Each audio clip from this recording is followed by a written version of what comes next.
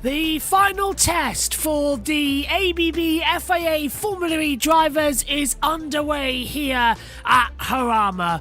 Welcome to test session 6 and the final 3 hours these drivers will have. Green lights on, drivers out on the circuit. Beautiful conditions out here as well. So all going well. Track temperature 13 degrees, air temperature 10 degrees, 91% humidity, 35% chance of rain. And the drivers straight out there this morning as well because they know this is important. This is their final 3 hours. This afternoon, the women's test will get underway as well for 3 hours. So let's throw it right back as well. We're going to have a long time to talk. We've got an hour later on that we're going to try and fill by showing you all the latest news, views and opinions as well, and all the latest from the reports of the press conferences, driver stats, interviews, you name it, we've got it. Let's go back though to Formula E Zone and the FE Bar, and let's hear from their show for the first 2 hours of the broadcast now as well. We'll hand over to Jack Giamana. Good evening and welcome to the FE Bar. I'm your host, Jack Jordan Maynard, and joining me today is the lovely Aisha Dule. We have lots to talk about tonight as the attack charge race seemed to be a huge success in the mock race today. Porsche are looking super strong and so do Cairo Race as David Beckman has set the fastest lap time of the week so far. We have interviews with Zane Maloney, who had quite a difficult day today, as well as Oliver Rowland and Nick de Vries. Remember to join the Discord to have your say. Remember to hit that like and subscribe button as well if you're new around here, because obviously all of that massively helps us in our race to get to 1,000. We've gained a couple of subscribers actually, Aisha. But yeah, ! Discord if you can in the chat, and it should give you a Discord link if you are new. Lots and lots to talk about tonight, and we really want to have your say over the next hour or so. Aisha, how are you firstly? Good, honestly. Like, the last time I joined the FE Bar show, it was roughly about 4 months ago, so it was definitely so bad. Time is going fast, isn't it? Time is going, when you say it like that, time is going super fast. Crazy. And it's so nice to be joining you again on probably one of the busiest weekends of Formula E, and it's nice, really. Yeah. How's everyone been doing? I still got the friendship bracelet from Sal, if anything. Yep. I think Saz is in the waiting room. I've still got mine. It's in the drawer now, actually. I need to put it back on, actually, as Formula E is back. And obviously, in solidarity for Saz, who's obviously in Valencia right now, and we're wishing that she's well there. So we'll talk to Saz in a little bit later. Oh, it's my fault. It's my fault. The reason why Aisha's quiet is because I forgot to turn her up. That's my fault. I quiet you down. Oh, terrible from me. Terrible from me. Terrible from me. Right. Terrible. Well, I was saying I turned it down so the music's a little bit of a lower, but it works off the same channel, basically, which is a bit of annoyance, and I've forgotten to I always remember as soon as I did my intro, but I didn't today. And you think I've been doing this 2 days in a row, in a third day, you think I'd be natural. You think I'd be natural at these types of things, but I slipped up there. Sorry, Aisha. You say that bit again. Yeah, I was just saying the last time I joined the FE Bar show was 4 or 5 months ago. It was when I was about to move out of my house, and now I moved in, so that's why Jack was like, oh, your lighting is so much better by a mile. And yeah, welcome to my new house, just my living room. And about Valencia, obviously it was a shame, honestly, because I got everything booked. So I got my flights. Well, I'm so glad that I've not booked my accommodation, or else it would be so bad, because I know that Pico is not getting a full refund of everything. But I think it's a very logical decision to not have the pre-season testing in Valencia. It was just devastating to see all the victims, and yeah, honestly, I wish nothing but the best to them, because it must be hard, you know. And so, are we going to talk about how Formula E promises to make, is it 20 grand, or is that 50? I thought it was 50, but you said 20, and now I'm doubting myself because I haven't actually looked into it, and you said it like 2 minutes before we went on air, so I'll go with you. Right. But either way, Formula E pledging money to help support Valencia, either way as a donation, is pretty amazing. Right. And either if it's like 50 grand or 20 grand, which I'm not really sure, I'll have to look at that. That must be really nice, and I hope it really helps the local and the people around the circuit. Like, genuinely, it's just a shame. Yeah, 100%. And you were nearly there as well. You were nearly there. You would have been in testing, Oh. but one thing and another thing meant you couldn't be. But the lucky thing for me is, because if you were there, I'd be doing these shows all by myself all week. So the good thing is we had Jasmine yesterday. We've got you today, and we either have you or Jasmine for tomorrow. Fingers crossed. One of you. We'll be on the show, fingers crossed, to wrap off what has been an incredible week of testing in Formula E. But let's start. As I bang my head, let's start with attack charge, because obviously in the afternoon. Yeah, I thought it was 50,000. Yes, thank you, chat, for a reminder. I thought it was 50,000. I thought I read it was 50,000. Then you said 20 and it scared me a little bit, and I didn't really have time to double check it before we went on air. I was like, but anyway, good that that's clarified, and it's still an amazing gesture by Formula E. But let's talk attack charge, because I think today was a very big success, huge success, because there were no major issues around the attack charge pit stop. Everything ran smoothly. How important is that, Aisha, in terms of getting attack charge and actually hopefully seeing it this season? I've not looked at it that much, but I remember most of the drivers saying that it's one of the things they look forward the most. So it's nice to actually see it working well, and I'm just really excited on like how the season will play out because of it. But what are your thoughts on it? I thought you're really excited to talk about it, that you just banged your head. Yeah, clearly I was excited to talk about it by banging my hand on the table. I think it was, as I said yesterday, I think it's crucial, like the fact that it's working, the fact that it's working is huge, because now hopefully, fingers crossed, we learned yesterday that we're going to be seeing them hopefully for double headers. So the Saturday may be the standard normal 45-minute, however long it takes race, but the second race could be the attack charge race. So maybe, for example, when we go to Monaco or Jeddah, for example, so Jeddah might be that first scenario where we see the double header and see attack charge in it on the Sunday race, and then we'll finally get to have our own minds made up on how it works come the Sunday race effectively in Jeddah, and that will be the first time that they'll use it. That's what we're expecting, because everything went fine today, and today was the day to make sure everything went fine. It did. Therefore, I'm expecting to see it in Jeddah. So therefore, we might see it in Jeddah, obviously Monaco, and so forth, and all the double headers that we have. So in London as well, for those people who are traveling to London. But I know we got such an amazing fan base here that you'll be traveling to the likes of Berlin and so forth to see it yourselves. So yeah. and Monaco. So I think it's huge, and I think it's also huge for Formula E in itself, in its road relevancy to road cars, mainly because it's been said for so long that we wanted to obviously make road cars better and make the technology better, and this is a massive step forward in taking that technology forward, because there's at the moment cars on the road only charge at 300 kilowatts. These Formula E cars charge at 600 kilowatts, so it's double the capacity of what everyone can do at the moment. Therefore, it's a huge step forward if we can get that to the roads as quickly as possible. But I think what's really unique about it is they do this every year. So their technology just keeps on growing every single year, because remember last year they make the car go faster, and this year, but what of the likeliness of them attracting new fans just because Formula E is so advanced? And do you think Formula 1 will just follow Formula E one day? You think Formula E will follow Formula 1 with the pit stops? Formula E, yes. That's a great question. You're asking me the questions, which I love. Honestly, I don't think Formula E is following Formula 1, but it's an element to the racing, and you might be 100% right, and it's a great question to throw to the fans. So exclamation Discord if you think that this attack charge might entice people to come and watch Formula E, because it's something new. It's a bit different. It's a bit different to just a standard 45-minute race. It may bring a little bit more intrigue. So attack charge race, and if anyone wants to talk about the race itself, and I know I kept an eye on the race. and so forth. Obviously, I wasn't there, so therefore I can't tell you exactly what happened.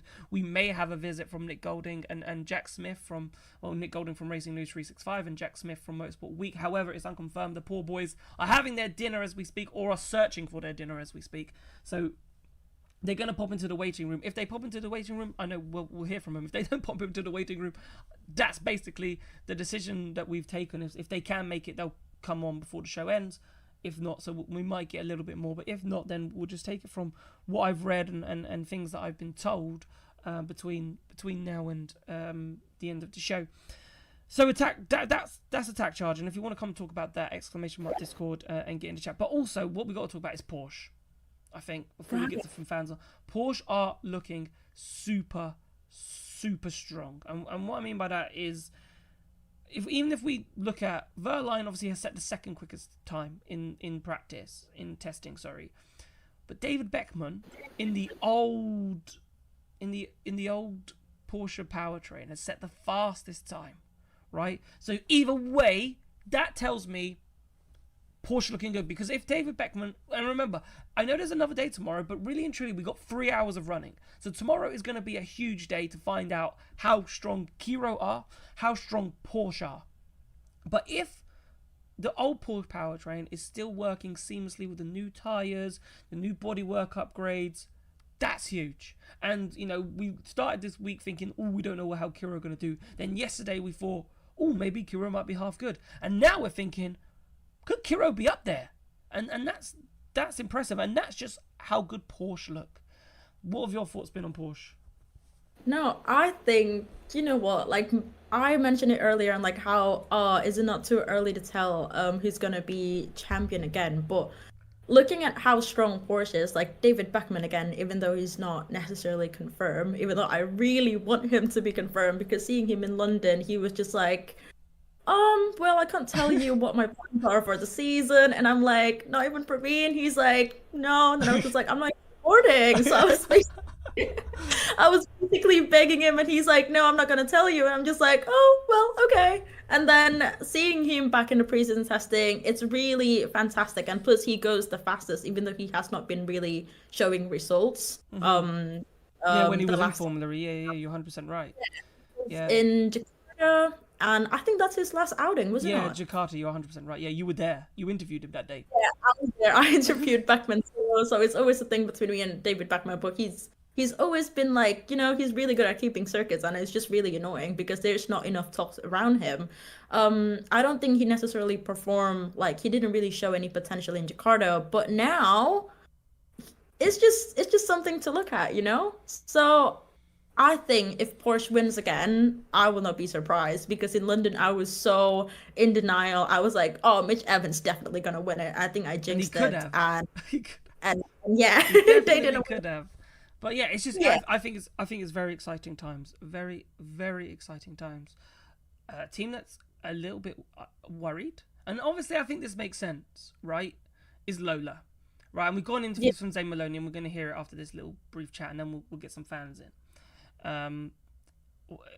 The interesting thing here, obviously, Zane didn't do the afternoon running, right? So if you saw Zane, didn't do any afternoon. He did do a little bit in the morning, not much to be honest. I think it was only about 21 laps. He's only completed, Zane Maloney, I've got it right here. I'm just looking for Lola. 110 laps. So he's done the least amount of laps by a country mile for everybody, which isn't great for a rookie. And obviously, Lola gave a little statement saying that it was an electrical fault triggered by the accident data recorder to flag a crash, which resulted in the battery switching off. So basically, the electrics thought he'd had an accident and switched the battery off. And the team are obviously working very hard to find out what has gone wrong. They're very confident both cars will run tomorrow, but they're trying to find a solution to why that crash happened. But it's a lot of laps not done from Maloney, and even though they've had Tuesday, they have now done the least amount of running. So Jaguar and Nissan have overtaken Lola. So Lola have done the least amount of running, and for a new team who need mileage and have done a lot of good mileage in those manufacturer tests, but in this weekend to try and see where they are with everybody, to do the least amount of mileage so far it's slightly worrying. Your thoughts on that? You're all good. Mike's working. Everything's good. Don't panic. Okay, right. So what I was saying is that do you think the preseason testing will like we can just see who's gonna win it, who's gonna be the best rookie and all that? Because I don't think it's fair. So Nico Muller, for example, he was fast. He was fastest in preseason testing in Valencia about Yeah. years ago. If I'm not wrong, it was season 5 or season 6 because I Yeah. just did a Or feature. Maximilian Gunther, one of them. But Nico Müller was quick as well, yes. Yeah, so he set up like the new record and it didn't promise anything that he's going to do well the whole season. And looking at the FIA Formula 2 standings as well. So Zane Maloney, he finished third in the standings, but I don't think it can be like a promise to anything. And Taylor Bonner technically finished last. He's 20th, but Roman Stanek, he didn't necessarily Have a great race. car. Yeah, so he's technically last, but do you think it can just like predict who's going to be the best rookie, who's going to perform, who's going to be able to I don't think. give? I don't think. Exactly. I don't think you can at this precise moment. But it's not helpful. The fact that Maloney's had a massive, he's done the least amount of laps of anyone, isn't the best preparation for his first race in Sao Paulo. No, and plus we've not even seen that much of like Lola running, so I don't know. It's just not his week, really. Right. So obviously Zane Maloney spoke earlier in the press conference, so we're going to hear from Zane Maloney now, and he kind of talks here about why he joined Lola and what his sort of expectations are at this precise moment. So what we'll do is we will hear from Zane Maloney now, who was speaking to John Jackson from Formula E and Talk Sport in the press conference earlier today. Zane, we'll start with you as the newcomer. You've been around the paddock for quite a while now as a test driver and a reserve driver. How do you feel now getting this full-time race seat as you embark on your first season in Formula E? Yeah, it feels great, of course. I mean, obviously I was with Andretti last year. Not much to do on the weekends, a bit boring, but it's great to be in a full-time seat with a new team, a new manufacturer. Of course, things are going to be tough initially, but the plan is to eventually be doing very well and looking forward to it. When did you first learn of the interest from the Lola Yamaha ABB collaboration, and what was it that convinced you that this was the right move for you? Everything happened quite quickly. I mean, of course, I was focused on F2, doing a good job there, and then obviously Lola, Yamaha and ABB partnered together, and I mean, the first meeting after that, it was only a few weeks before everything was finished, so I think all of our goals were aligned, and I mean, it was a great opportunity straight away there's not many seats available in the world, so to get a great seat in Formula E is a great opportunity, and looking forward to making the most of it. And what are your first impressions of the new Gen 3 Evo car? Because there's some pretty big developments there, with all-wheel drive being the main thing to get used to, I imagine. Yeah, it's cool. I mean, it's something big for the teams to learn. Of course, it's a lot quicker with the four-wheel drive. As a driver, you always like to go quicker, so it's very nice. I mean, from our side, it's also good to have something new for everyone, and it's not just us learning it as a team. Obviously, the tires are different as well, so that's a big thing coming into next year, that all the teams are going to be learning and struggling to learn at this moment. But yeah, it's a lot to learn for everyone, and looking forward to the races and how it changes with 350. In terms of a teammate with experience, you can't really get much more experience in Formula E than Lucas Di Grassi. What kind of impact has he had on you so far in the short time you've worked together? I mean, he's very experienced. He's the most experienced on the grid. Of course, coming up the ranks in F3, F2, you're usually with someone your age and with your experience. So to have Lucas in the team is great. Of course, I'm coming with my experience from different categories as well, and everything's new. So the more that he knows, the more he can give to the team and myself as well. In terms of pure performance, obviously I'm confident as a driver what pace I have, but in every other aspect, I'll be learning from him a lot. Race scenarios, quality scenarios, what to do in different situations, and the more experience, the better in that sense. So looking forward to taking as much information from him. And we're looking forward to seeing how that partnership develops. Zane, we'll start with you. And we are back from Zane Maloney. Very interesting there. Obviously, like, he's very much obviously looking forward to the season. It's just obviously, I think today, and obviously that was before his setback, so he spoke there before his setback, so obviously we couldn't ask about the setback in the press. That was during the lunch break between the two sessions, and he'd only done about, I think, 21 laps in the morning session, so he didn't get many. He was probably hoping to do the 24 lap race and then do a couple more laps in the afternoon, and obviously that electrical fault didn't allow that to happen. So not the greatest start for Zane, but let's get some fans in. Let's get some of you guys in. Exclamation mark Discord. If you want to come and speak about testing, lots of things to talk about. Nikki, I see in chat there, and I love that you're talking also, chat, about how tall Zane Maloney is, because he's like, and also, which is great, because I'm like, he's about the same as my height, so it might be another small person that I can happily talk to in the paddock, rather than the 6'4" than some of last year's. Well, the mics are quite good, but also, yeah, we picked it up from our mics as well, so it's like good that our mics are quite good as well. So that's all happy. But we're going to speak to Blake. We're going to speak to Blake first. Blake. Hello. Oh, hi. Well, yeah, we come to you first. I saw you in the waiting room an hour ago. With some new person. I don't know if that was part of your... Yeah, man, it was Tino. He's been a lifelong friend of mine. Yeah, so, I was going to say, I don't know if you're bringing more and more people. Your scouting network. Yeah. I'm back into the Discord. So I was like, thank you. I'm happy to bring in new people to the bloody series. So excellent. So I'm glad he's here. Hopefully he can one day become part of the FE bar. But obviously you're in the waiting room. What would you like to talk about from today's action? I want to talk about David Beckman. Yep. Oh, Christ, or sort of holy Tyson.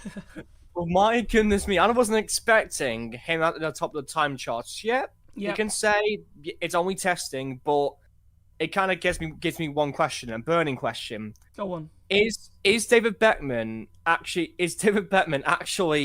could be one to look out for next season? I mean, he's been under the radar since the first 2 days of testing, and then on the third day, out of nowhere, he's on top of the charts. I mean, the advantage is that the Kiro was running an old Porsche powertrain. Was it from last season 9? Well, yes, effectively. Last season. But it would have everything up to season 10. So effectively, all the progress that Porsche powertrain has made since season 9 to London season 10. That's basically what they used. So basically, what Pascal Wehrlein won the championship in is what Kiro are using.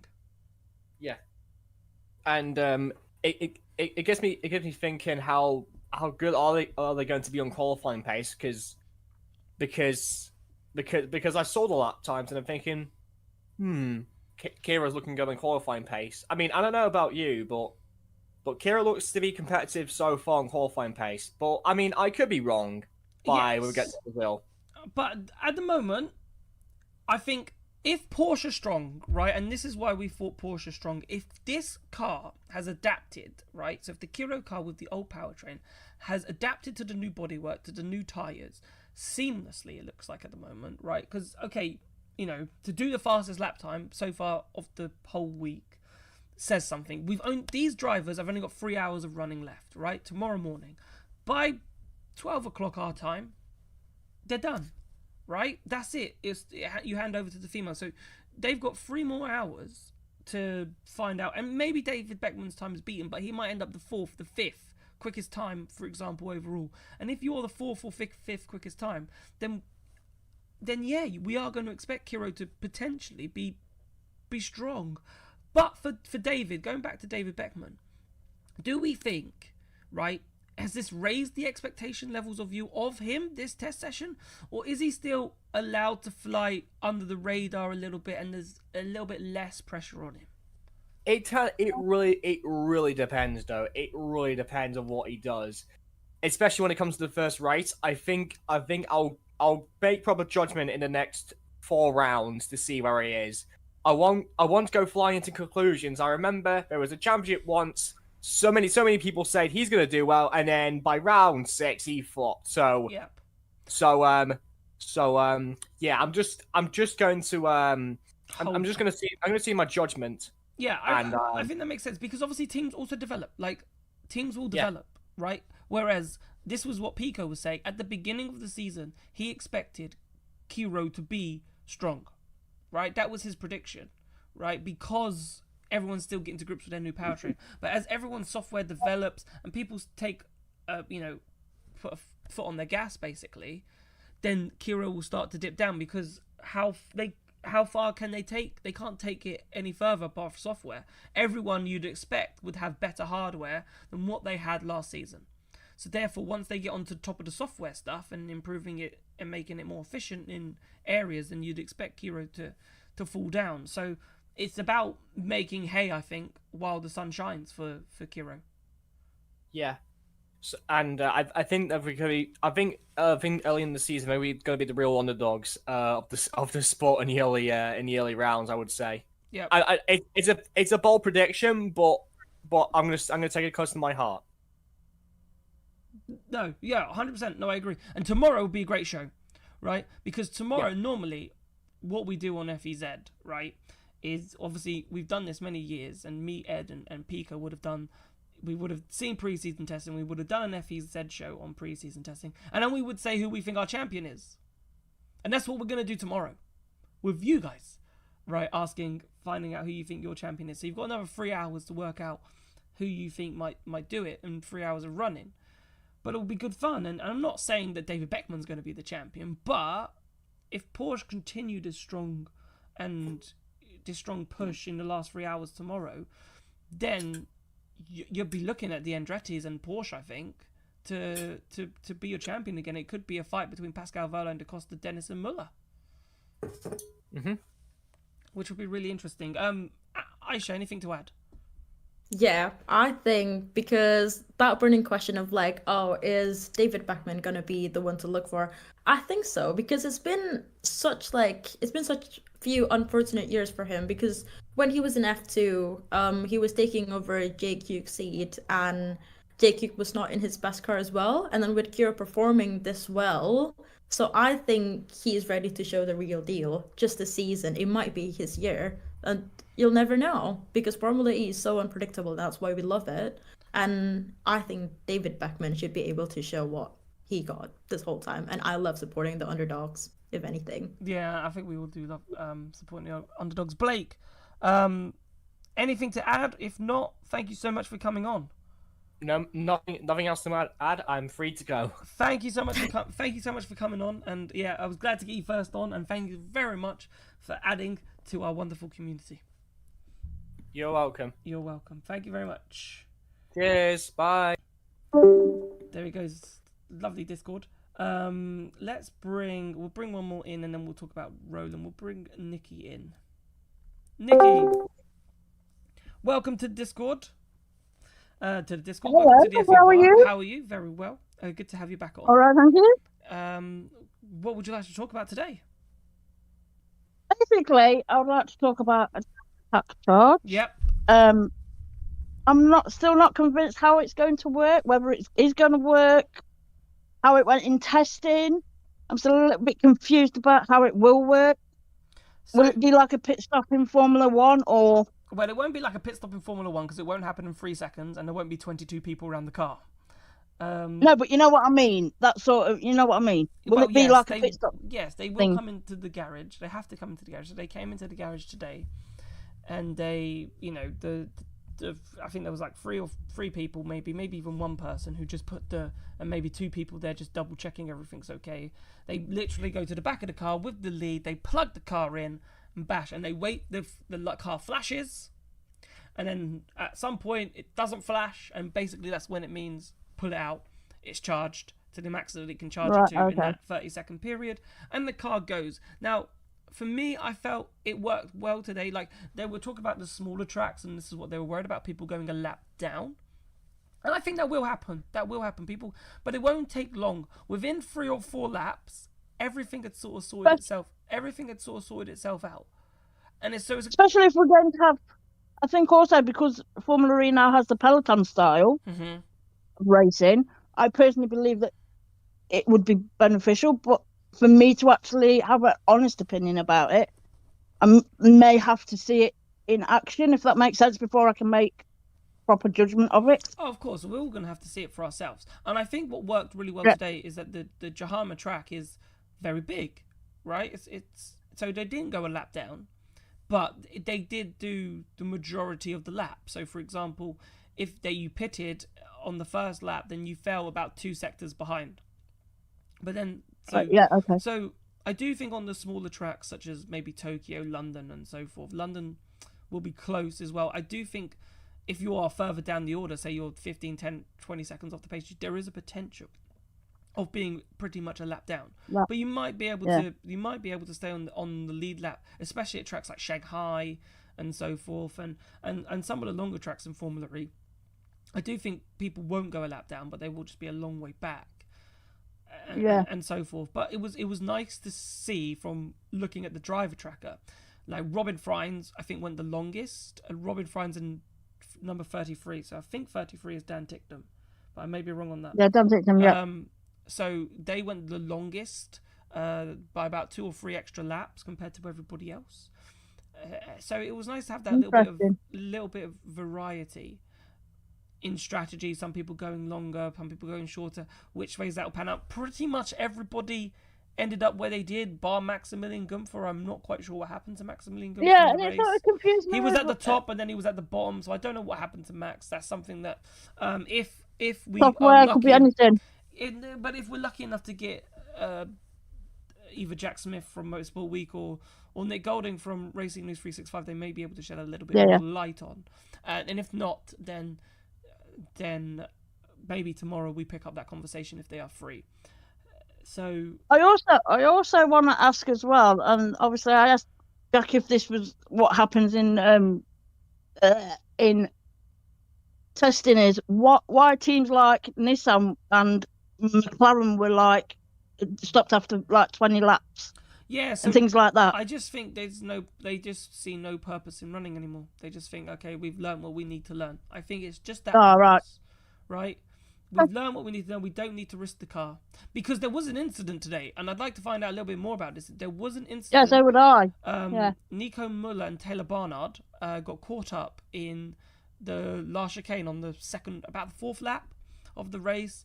Don't know if Nico Muller spun and Taylor Barnard was caught, but those two fell to the back and were quite a long way off, and they kept going round. And I was expecting them to do their attack charge pit stop and then retire effectively, but they didn't. They did bring out the safety car. I can understand Taylor because Taylor's a rookie. Yep. But Nico, he's sort of been in it like, is it 4 or 5 seasons now? Yep. I think it's 4 seasons now. No. Okay. Yeah. Yeah. But I can understand mistakes being made by a rookie, obviously, because he's not used to the car, blah blah blah. Nico making a mistake, that's unusual. Yeah, well, to be fair though, they are all bunched up going into a chicane, easily to lock a wheel and so forth, and something. Yeah. As I said, I don't know the exact incident. I don't know. Maybe Nico Muller, something happened in front of him. He had to stop. I'm only saying what I saw on the driver tracker. As I said, if we were lucky enough, that's fine. I know you can only say what you see. It was only if we're lucky enough to be joined by Jack Smith and Nick Golding a little bit later or tomorrow, then maybe we might get a few more answers to exactly what's happened during that race. But as I said, incidents can happen, and you don't want to be caught up in an incident. And all the teams were, and all the drivers were pretty much, especially not like 32 days before the racing season starts. Exactly. Because then you have to start building engines and whatever. That's what Sebastian Buemi said in his interview with us. We don't want to break anything, so it's better exactly. Not to. So I think that is a good part of the reason to why it didn't go the way it was expected. So right. And they weren't the only ones. I was expecting more, to be fair. I'm surprised Gunther finished the race. Don't know why he was so far back, but there was no point in him running around. So I'm surprised DS didn't call him in. I'm actually disappointed about Jaguar as well. Maybe they've been affected because they had the less test days, but I really, really thought that they would be up at the top. Yeah, well, Mitch Evans has done a lap time of a 1:28.1, so that's the fastest lap time that he's done so far. Nick Cassidy's did a 1:31, but this is better to look. He did a 1:29.3 in the morning. So I think he's gone faster than that, Nick Cassidy. So if I go back, Nick Cassidy's done a 1:28.6. That is his quickest lap time I have here. So 1:28.6 for Nick Cassidy. So yeah, it's interesting. But at the same time, it is only test. They could be sandbagging. We could turn Yeah, up. exactly. That's They the could only do- thing, right? I'm At the keeping moment, things to their test. Yeah, at exactly. the moment, we're expecting to leave Madrid thinking Porsche are the favourites. Yeah, team Right? to beat. As it 100%. stands, right? Porsche are the favourites. Right. But but Jaguar could be sandbagging, and we get to Sao Paulo and they stick it on pole, and then everything we thought we knew, and that was the same as what we're testing at the beginning of the Gen 3 era when Andretti thought they had an absolutely shocking test session. And they But then look what Jake did. He pulled it off in the race. Yeah, exactly. To be the first one to win in Gen 3. So, and if you know, Jake was absolutely shocked. Thought terrible. Couldn't believe how bad the car performed, how everything went in Valencia, and then to rock up in Mexico. And I think as well that's why Jake was so frustrated this year, because of where the car was this year after his performances in the 23 season. I think that's why he was so frustrated about certain things. No, 100%. So, as I I said, hope he comes back. I hope Jake comes back with a more positive attitude this year. And actually, I think maybe Jake could get a second championship. That's what I'm going to say. Could do, right? Let's wait. We'll wait for that for tomorrow, right? That's tomorrow's show, right? Well, you know who my champion. You're gonna know my answer anyway, Jack. So yeah, you know. I know you might pick a McLaren, but like on evidence, your heart might say Sam or Taylor, but you know, your head might say something else. But no, Nikki, anything else to add before we let you go? No, not really. Perfect. I've said what I need to say, and I'll speak to you tomorrow, Jack. Perfect. Speak to you tomorrow, Nikki. Thank you so much for coming on the show. You're welcome. Bye. Bye. Right, before we get we've got Natalie and Sam. Honestly, go on. I'm so glad that Nikki she asked the question of like the attack charge, because it's just so like you can't really tell what it is and how it's gonna look like until you see it yourself. So I'm really happy with that. And yeah, I was about to ask a question about Gunther. So honestly, what happened? I don't know what happened. I can't answer that question. Right? I can't answer that question. He was at the front at the beginning of the race. He was towards, and then it's ended up towards the back, and I don't know if it was a slow attack charge pit stop. I don't know. It was a question I had for Jack and Nick. So it's a question that we might just have to hold on to for tomorrow. But we'll get the information. If not, Mr. Pickering will be. He's probably sitting in an airport or on a plane at this precise moment, coming back to the UK. So if not, we'll get the information from Mr. Pico himself. I really tomorrow. He can't even come on the show tomorrow, Pico, because the reason why he's coming back a day early. Well, because testing should have been finished by now. Today should have been the last day. Right, today should have been the last day, so we've gone into tomorrow, and obviously he's booked. He's got his beloved Oxford United are playing Watford tomorrow at 8:00, and he's got a ticket. And he told me it's away in Watford, so he wanted to get back for that. And when he was like, and I was like, well, you've got two options. What do you want to do? Do you want to see Oxford, or do you want to stay an extra day? And he chose Oxford. Fair play. I might have chosen Brentford, so you know, fair play. So. If I was in that situation, so he wanted to get back to see Oxford. Fair play to him, and plus, obviously, staying an extra day is extra costs as well. So, you know, everyone still travelled on a normal day, and as everyone's staying, it is extra costs that are involved. So you've got to also weigh that in. So no, absolutely no issues with Pico coming home. No, he missed his flight. I'm not wrong. No, don't tell me he's missed his flight. No. I think so. Did he miss his flight? Jamie in chat said he's missed his flight. I haven't checked in. He's not messaged me. I haven't seen it. Oh my god, Pico's in chat. Pico. Oh, he missed his flight. Pico, did you miss your flight? Have you missed your flight? Yes. What are you doing? What happened? How did you even manage to do that? How has that happened? So it took ages to upload everything. That's why I was getting proper stressed at you, and I'm sorry about that earlier, mate. You should have left. And maybe try to do it on the airport Wi-Fi. Yeah, no, hindsight's a wonderful thing. I thought I'd just have enough time. But then I got to the car rental place, checked my car in. They didn't say you needed to put more fuel in, did they? No. Like last year. I then had to wait 40 minutes for the shuttle that Click Rent provide to arrive to take me to the airport. At which point I got there about 45 minutes before the flight, and there was no one there to check me in, and I couldn't check in online, so I missed the flight. I'm in a hotel not far away, but I've got a flight at 6:55 tomorrow morning. So. Okay. Oh no. Yeah. So sorry. Oh, That happens. Pico. But the good news is you're still seeing Oxford. Yeah. And they won on Tuesday. Don't worry, that was my priority. And they won on Tuesday. So that's They good. did. They did win. Oh my god, that was tense. That was Right, so Pico, tense. as you're here, we've got questions, so you can fill us in. Lovely. Right, Okay. so because What happened to Gunther? Genuinely, I really want want in the race because he was at the front for a bit and then he ended up at the back. Any reason for why that happened? Wait, are we actually live? Yeah. We pulled you in. We're live. Yeah. Everyone's heard about your story, mate. Everyone heard that story of me. Yeah. It's gone out to the world, mate. Lovely. Great. Thanks for letting me know that we're actually live. No. Anyways, How did you not realise we were live? Boom. I joined the waiting room on a whim. Yeah, and it was lucky because Jamie in chat said that you'd missed your flight, and then all of a sudden I saw your name, and I thought you're straight in. Yeah, I thought I'd come in and sort of drown my sorrows for a bit. Yeah. Yeah. Sorry. What was the question? So the question is Maximilian Gunther. Yeah. So in the race, so we'll talk about the attack charge race now. So first question, Maximilian Gunther was towards the front of the field at the start, ended up right at the rear. Any issues or reasons for that you may have seen? Not that I know of. 10 out of 10 report. The thing is with these races, and this happens every year when they do the mock race, is that once they've done everything they need to do, they will come into the pits and retire. They won't.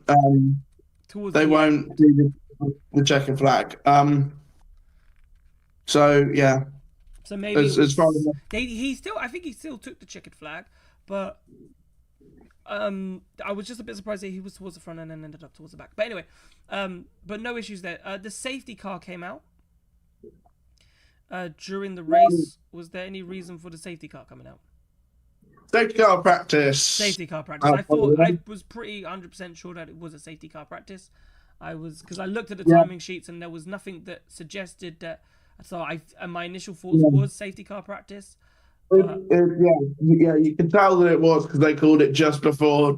I think it was DeCosta who was leading it at the time, hit the chicane. Okay. So practice for that. What else did we have about the race? I forgot what my questions were now. I'm so shell shocked about what Pico missing his flight. Pico missing his flight that I think It's the safety first time car. I've ever done it. It's the first time I've ever done it in my 26 years on this earth. So yeah. I'm gutted. I'm actually gutted for you. Yeah. I'm a bit shell shocked. Yeah, honestly, you would not have wanted to be anywhere near me 2 hours ago. I was having a proper meltdown. It was awful. Yeah, because I thought I thought if you missed I thought you would have messaged me to say, "Oh, I'm in a bit of a pickle," and I'll be honest. I was on the phone to Dad for about 75 minutes. Yeah, trying to sort out everything. I'm not too. So yeah, obviously. Honestly, it's been such a shit week for you, Pico. Aisha! I'm not the only one anymore. Oh, okay. Terrible. No. Okay. Yes. You are completely right, Aisha. It has been a terrible week for me. Yes, and that's why I was just highlighting it again. Yes. Oh. Yeah. Apologies. Yes. I don't think me and I have actually spoken with each other on live on this before. This is the first time. Yeah. It keeps on your getting worse. Your line is a bit shoddy. Yeah, okay. I know.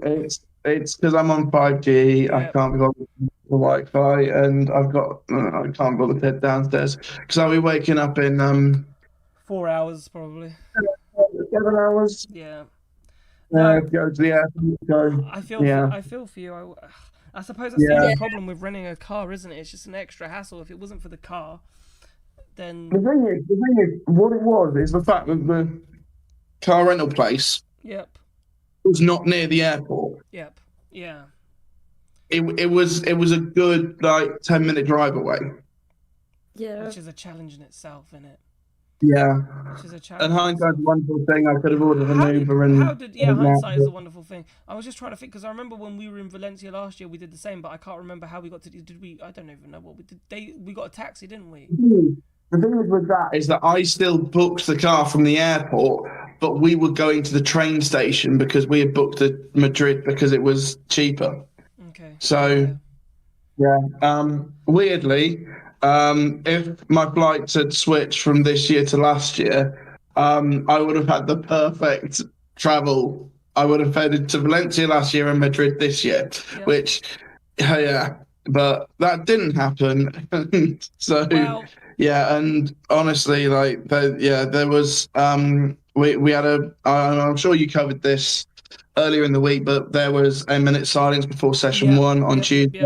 we did. And if you zoom in, you can see me just on the left, standing next to Toby.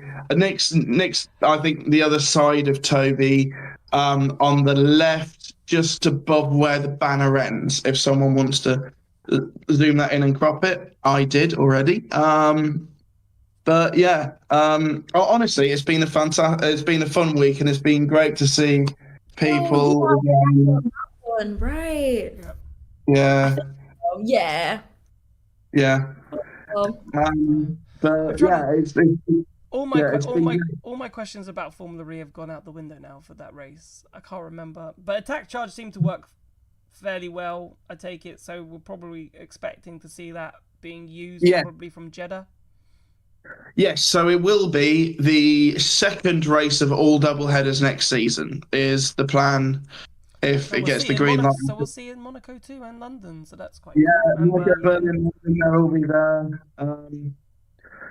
But yeah, there's only 3 or 4 single headers next season. It's so we will be miss it for the first 2 races. Yes. Okay. So yeah, we will see it first in Jeddah. What I don't know if you've got while we've got you, might as well ask these questions. Obviously, Kiro having an absolute blinder over 2 days. Is this just cementing that Porsche are looking super strong? Because if the old Porsche powertrain is performing this well with the new upgrades to what we're talking about that in terms of the the bodywork, the tires and so forth, then surely the new Porsche powertrain is going to be looking just as juicy. Yes. Well, I'm hoping that you cropped up my question from the team principal's press conference that I put to Florian Modlinger. But that is not been shown on the show, but it has been published on the YouTube channel. So after the show, everyone can go and watch it. Yeah. So a little behind the story of that is that I turned on the microphone and then the battery died. So I had to get the audio, and Jack and Ed have edited it, so it actually sounds all right and looks all right. But yeah, so I did put a question to Florian, and I asked him the fact that because they've now got 6 Porsches on the grid. Mm-hmm. That even though the 2 are the old spec, the Porsche can still learn from having Kiro there and vice versa, and so Kiro will still be able to develop that powertrain, looking at the data of the new powertrain that Porsche and Andretti will have, which is very interesting for me because it means that Kiro could be there or thereabout. And I said on an FE bar a few weeks ago that they could have an amazing start to the year and then drop off completely. I still maintain that's going to happen, but the fact that Kiro looked quick is awesome. And this season just looks like it could be the most unpredictable yet. And I can't wait for it. And the fact that we've now got all these variables as well, attack mode's actually going to be worthwhile this year. Explain why. Why is attack mode going to be worthwhile this year? So, when you go into attack mode, you get the four-wheel drive, and so you can punch it out the corners. So, when we get to Sao Paulo, if someone's in attack mode, if they take attack mode at turn 2, don't be surprised if they pass 5 or 6 cars down that straight to the chicane. Okay. Because that's how powerful it is. It is worth, Lucas was saying, about 3 to 4 seconds a lap attack mode this season. So it's going to be huge. So it is going to make a big difference to the races. So that's huge. That is huge. And I will let you in on a little bit of fun that we've been having in Madrid as well. Jack Smith from Motorsport Week decided to make some bold predictions for the season. Okay. So what we've done is we've all put 4 bold predictions. Maybe we can do this tomorrow. Let me write it down. Yeah. And we can get the fans involved in this tomorrow. Yeah. So we've all put 4 bold predictions in an envelope. Oh, in an envelope? Well, the fans can't do that. No. This is the exciting thing. So me, Nick, Jack, Toby, Jonas, Katie Fairman looks interested on it as well. We're going to put 4 bold predictions into an envelope, seal it, and we're going to look at that in London at the end of the season. That'd be good. So who did you put in that envelope? That'd be good content, actually. In London, we can film it. Yeah. That might be a nice idea. Yeah. No. As soon as John had heard about it, he was straight in like, yeah, no, this is amazing. So I'm thinking of mine right now. Yeah. Did you tell us who did you I've put in the already envelope? written one down. Go on. Yeah. Okay. I could tell you what I put in the envelope. No, you so can't say what's in the envelope. You can't do that. You can't do that. Oh, you can't say what right. it is. You can't So say. we're just going to open that in London? Yeah, you literally put it in an envelope. I'll text you And then afterwards. you take it to London. So the fans can do this. If they want to do this, and if you say that you've done it, then obviously you can't change it. You've got to be honest, right? If fans do want to do this, and you are planning on attending the London E-Prix, we could do that. We could film. We could try and film in the fan village your 4 predictions. Yeah. I think Jonas wants to record it as well. So I think that could be a good thing. And also, I got to talk for that. So I'm doing bits here, mate. I misheard what you said. What you were doing a minute ago was perfect. What you just did was terrible. So whatever you just did, don't do it again. Go back to what you were doing a second ago. I think I just shook my head a little bit. I think that's all. But no, I said Jonas is in on it. So I'm getting TalkSport in with us, mate. So I'm sure we'll be big with TalkSport. We're going up in the world. We're going up in the world. No, awesome. Yeah, I'm down for that. I've already written 1 prediction down. I've got to think of some other predictions because I have 4 bold ones. Yeah. Have you got? We can maybe get people to make bold predictions tomorrow. Whatever you just did there, I didn't hear you. No, I asked if I was hogging the line. If you wanted to speak to other people.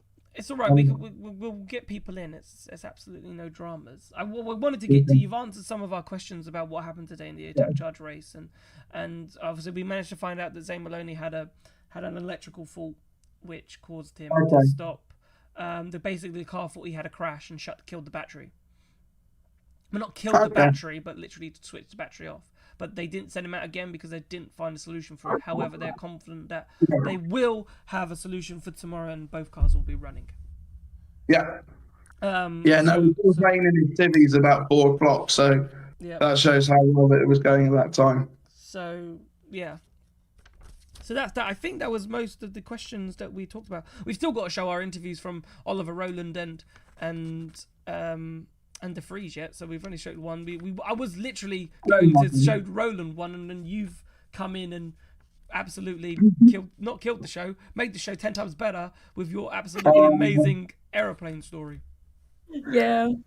Well, I'm gutted for I you. wasn't able to be here, but at least I've made some people's night, so Yep. I'll take that. I'll take that. Well, right, we'll let you go and All right. rest because it is 10 o'clock. It is 10 o'clock in.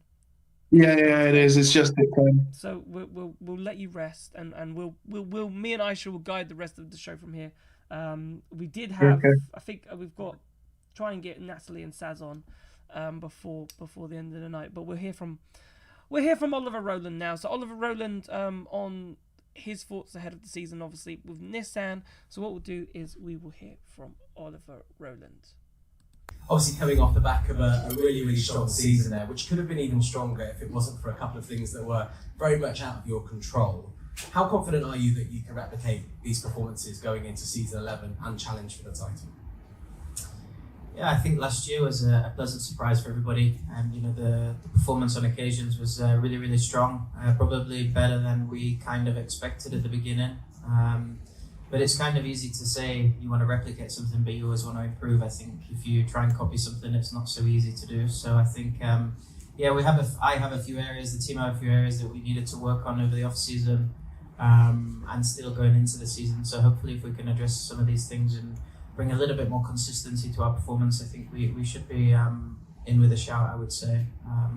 But yeah, the main thing is to just always try and improve and working on the small bits. The team have done a great job with the new package. And I think, like you were just chatting about there with the Gen 3.5 and all the different changes, going to be very interesting.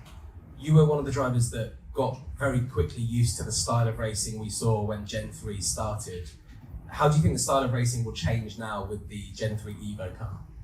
Well, I think it's quite tricky to say, but I think, introducing the pit stops, the delta in pace between the attack mode last year and this year. Last year, I think it was more of a defensive strategy on most of the races. I think this year a bit more opportunistic, where you're looking to kind of go forward. So I expect that when people take it, will be a bit more spread out, more towards the end, where you don't want to be left at the front with nothing and everybody else has 8 minutes to take, because the power and the lap time difference is huge. So I think it's going to change a little bit the way the races are.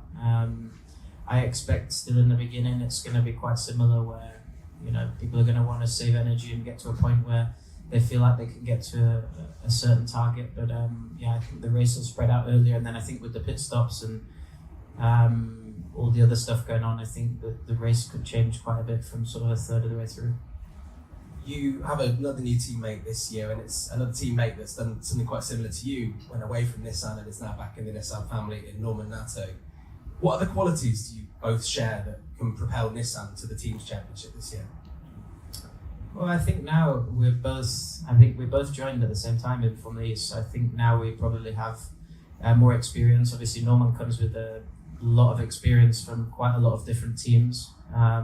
So I think he can kind of share that in terms of a technical background. And I think last year you saw against Jake, he did a pretty good job. Maybe he didn't quite have the same points in the end, but his pace in qualifying was every bit as good.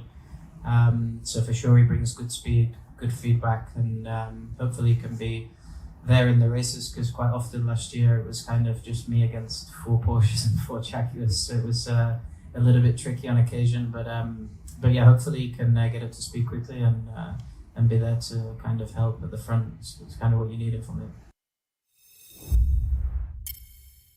And we are back.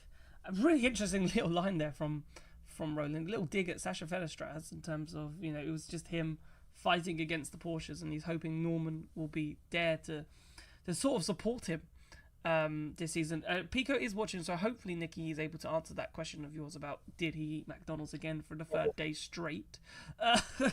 But yeah, so yeah, so that was Oliver Rowland. I think Nissan, they've caught up fairly well. 313 laps they've done now. Rowland has done 156, Norman 157. So, they've done more laps than Jaguar, more laps than Lola. And then the next team, they're still miles away, really, because everybody else is 370. The next lowest is Kiro at 354. So, they've still... The penalty has hurt them in terms of the amount of laps that they've done at Nissan. But they haven't really set the world alight, nor have really McLaren haven't really set the world alight in this test. So they're probably the powertrain I haven't had a massive read on. DS have shown that they can be competitive, not consistently competitive, but showed that they can be competitive. Nissan haven't really shown much, to be honest with you, and it might be one of those that we look at come Sao Paulo to see where they are. So let's get Natalie. I know they're all talking to Pico at the moment, but I'm going to try Natalie in. Hello, Natalie. We've dragged you in from the waiting room. I hope you are well. What would you like to talk about today? Hello. Hello. Firstly, Aisha, lovely to see you again. I know, it's really lovely to see you too. Even though I can't see you, but it's easy to kind of Yes. I mean, London, so like, yeah. yeah, it's been about 3 months. Yeah, I know. Time goes quick, doesn't it? Can I be really naughty and do a work plug quick? Go on then. I don't even Right, know where you work. If you're interested in craft, the Hobbycraft Black Friday sale has just gone live. Half price off thousands of items. We ship worldwide, hobbycraft.co.uk. Please help pay my wages. Fair enough. Please make sure Natalie is not sacked, basically. Basically. Please help. Please make sure she's not sacked. What would you like to talk about testing? Another day, another missed opportunity, because obviously I work in the warehouse, blah, blah, Yep. blah. So, basically, attack charge. Yep. Is it... I kind of know whether it's... I kind of know whether it's going to be a pit stop, because at the start of the Yep, year yep, I did like... That's my question too. It's been like Yeah. a lot of question like around the attack chart, so I'm probably like I still can't visualize it. I think I just Yeah. need to see it myself Yeah. and just learn about it once it went live. But yeah, how are you gonna say about that, Jack? Me? Not much. I was going to throw back to Natalie. So, what do you want to know about Yeah, attack because charge? obviously I made a carousel for my Instagram at the start of the year, Mhm. basically with last season's regulations saying mandatory pit stop, blah blah blah. Has anything changed, or is it still a mandatory Oh, it's still pit stop mandatory. of 30 seconds? Yes, correct. So it will be mandatory. It won't be, and it looks like it's going to be in the double headers race in the second race, so the Sunday race. The attack charge will take place. Okay. So the Saturday race will be our standard Formula E race, with a view of all of them being attack charge races for season 11. Season 12. 12, sorry. 12, yeah, I know. Season 12. So, yes, so that's that in a sense. Okay. It is a pit stop. It's going to be interesting. You know, they didn't fall a lap behind. People thought they were going to fall a lap behind, but they didn't. So, but obviously Jahama's a big track, and I'm trying to think about other big tracks, and so a small Berlin, track, sorry. maybe, So later where it could be Berlin, beneficial. they might fall a lap behind because that's actually quite a short track, the new layout. London, they might fall a lap behind, but places that are a little bit longer, maybe like Shanghai, we might get away with it and so forth. But if they go a lap down, it's only for a couple of laps. I think everyone did their attack charge pit stops within 4 laps of each other, and I think 4 laps isn't a very long time to everything to sort itself out. So, and it was very interesting. Dan Ticktum and Robin Fines went the longest out of everybody. They were the last 2 to pit. Everybody else had pitted within 3 laps. They went an additional 1. So that was interesting. So from that point of view, it's still a wait and see. So we have to wait and see till Jeddah, second race in Jeddah, to see what it's like. And we've got to roll with it. Right, it might not look pretty in the first race, but once everyone gets the hang of it, then it will be okay. Once everyone gets used to it, I don't want people throwing their toys out the pram thinking, oh, what is this terrible thing that we've just witnessed?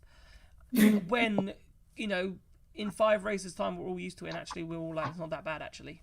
Yeah, exactly. And that's what newer fans tend to do. Yeah. One race and be like, oh, blah, blah, blah, Formula E's rubbish, blah, blah, blah, it's worse than other series I'm not going to mention. Yep. But we all know what I'm referencing. No, indeed. So... Perfect. Well, Natalie, we'll let you go. Unless there's anything else you wanted to add. hobbycraft.co.uk, please. Hobbycraft.co.uk. If not, we'll see. If not, we'll see you tomorrow. And tomorrow we'll try and get who you think might be world champion out of you. If I do like that idea for London, by the way, Yeah, I'm if going to you be feel there. free. I'm going to try again. I'm going to try again. Yeah. I've I'm written going to one try down. again. Don't know what my next three would be. Yeah, I'm going to try again for media this year as well. I've made my season 11 accreditation account, and I'm just waiting for that to be approved by the FIA. Fair enough. Good luck with that. I'm excited for you, honestly. Good luck with that. Perfect. Natalie, thank you so much for talking, and we will speak to you soon. See you later. Right, let's get Saz in to end the show. Right. Hi, Saz. Saz is currently deafened, but I think she's realised that she's here. And here she has realised, Saz, we've got a surprise for you. The problem is he's going to take 20 seconds for you to see it. But we've got our bracelets on. So I don't know how I'm doing. There we go. That's better. It's honestly my favorite thing in the world. Like, I got it. It's amazing. I just worked. Like it's gotten bigger. Like, I don't know how to make it tighter. Pico's got his. And it was Pico's got his. I think you saw Pico. Pico had it on. He said he got it through. Yeah, Pico just came on video in the waiting room to show me his bracelet. So I'm so happy you're wearing them. Yeah, we got them on. I was worried I wouldn't find mine. I knew where I'd put it, and I was like, you know, when you put it in a drawer, and then you like, now you got to scour through this drawer. Thankfully, it was still at the top, and I was like, thank God. I was like, thank God. So yeah, I might wear it to work tomorrow, but I don't know if the 3-year-olds that I work with will, you know, they might try and break it. So I've got to try and protect it with my life. Maybe they think it's pretty, and they're trying to steal it. Yeah, that too. I've worked with children before. But yeah, very thank you for them again. But what do you want to talk about today? I want to talk about attack mode. Yep, go on. Yeah, I'm thinking now that we know, okay, it was one test, but fingers crossed and touched wood that it's all working well. Yep. How about making the Sunday races longer, like an hour? Attack charge, you mean? Yeah, attack charge. Sorry, pit stop or whatever they're calling it now. There's fast charging. So this is something. So what Alberto Longo said, and I can't remember if it was to your question or not. I think yours was about the replacement, but he did say about, and it wasn't your question, it was Will's question. About longer races, he said if that's something the fans want, then they'll think about it. So if it's something that the fans keep saying, okay, we want some longer races in Formula E, then maybe they'll think about it. But I don't know because and how long these. I think what we got to do is wait and see how long these attack charge races are. Because what frustrated me a little bit is that apparently in this 30-second window that they do the charge for only puts about 4 or 5% of battery recharge into the car, right? So it only charges about 4 or 5%. So that gets it to basically do an extra 2 to 3 laps potentially, depending on the track layout. So it's not the biggest like refuel. I was hoping if we got 10% out of it, or maybe 15% out of it, then maybe we can increase these races to maybe about an hour, and maybe the technology will be there to do that. But that might be a Gen 4 thing that we see, I think, for attack charge and see how the technology develops. I think at this precise moment, we're just happy that the technology is there. But at the same time, for the FIA, they're the ones that are going to have to do this calculation. Because what we don't want, because what will happen is if we do this attack charge pit stop, but we don't change the way how many laps are for it to account for this 4% increase, is that we'll just see flat out racing. And do we just want to see flat out racing for that final section? I'm not sure. So I think that's the big question is one, okay, it's implemented, we've trialed it, it works. What's the next step? Give it that 1 or 2 first races, see how it goes, and think, actually, we need to do this. And maybe making it slightly longer might become just something that naturally happens. I think like making it longer, whether that comes naturally or not, it's sort of a win, just win for everyone, because you can have cars that might lose a lead lap in their pit stop. They've got more time to catch up. Longer for the longer races, more TV coverage for the sponsors, better for the fans, because it's not like football where people have stadiums close by. A lot of people have to travel really far to get to races, so more racing we better. Yeah, the more racing, as long as they don't put the prices up, that's the most important thing. You know, because that could also be one of the things that they could do. But yeah, I do 100% agree. For a fan experience, I do think Formula E, for me personally, right, I've been a fan of Formula E, but I've never paid for a ticket, right? I've been in that fortunate situation. I've never ever paid for a Formula E ticket, and I've seen the prices of the London Formula E ticket, and it doesn't fill me with joy to think I'm going to pay £100 for a ticket. You think, yeah, £100 is for a day out watching some racing. Is it worth it? Yes, probably. But in terms of the race length, you know, if I paid £100 to go to Misano, let's say I live in Italy and so forth, to see a 34-minute race where people weren't even fighting for the lead, I don't know if I would have been too happy about. But that's a question for another day in terms of, is Formula E worth the money that they are advertising for the tickets? And a lot of people may agree. And it is considerably cheaper than Formula 1, but there is considerably less track time than Formula 1. So you've got to weigh that up as well. So it's an interesting question. And it's definitely a debate that I think I'd definitely like to get in on another day. But yeah, I get the point. I do think I've always campaigned for an hour and 15 minutes would be perfect for Formula E. Always have. With the attack charge, and if it worked perfectly, I thought an hour and 15-minute race is about right. Yeah, I'd agree about an hour 15 minutes, hour 20, somewhere around that level. Yeah, I think that would be perfect. I don't know what you think on that, Aisha. No, I think I agree because like paying £100, maybe Formula E might be worth it because of like all of the concerts. For example, I don't know who Craig David is until Jack. That's because you're young. That's because you're young. That's why you don't know. Because when you're about 3 or 4, that's when Craig David was big, and no wonder why you don't know who Craig David is. I don't really know who. But then they had like Ella Ware, whatever that is. I can't remember what her name is. That was there last year, and I didn't know who she was. But I knew one of her songs, but I didn't know who she was. But anyway. I was just saying, what's a Craig David? And then Jack was just like, what's a Craig David? That was the best thing I'd heard in the media. Said, what's a Craig David? That's like going on your next friendship bracelet. What's Craig David? What's a Craig David? I quickly get the friendship bracelet, but not Craig David. And then I was just like, oh, what song is that? So like, I don't know if you're a Craig Davis fan or Ella Anderson, then that's the one. £100 ticket is still like a bit reaching for me because all of the transport and just £100 to see a race, that's not even like long enough. It's not like it's Formula 1 again, because Formula 1 is actually like a 2-hour race and it's just really long, really. And I don't think it's worth it. Even though in Jakarta, I know the prices are like the cheapest, I think it's about £15, but it also grant you an access to a theme park, a beach, probably like hundreds and hundreds of concerts. There's like about 5 big artists performing. So I think that's worth it, but £100, I don't know. Yeah, I look, it's a debate. I think it's a debate for another day.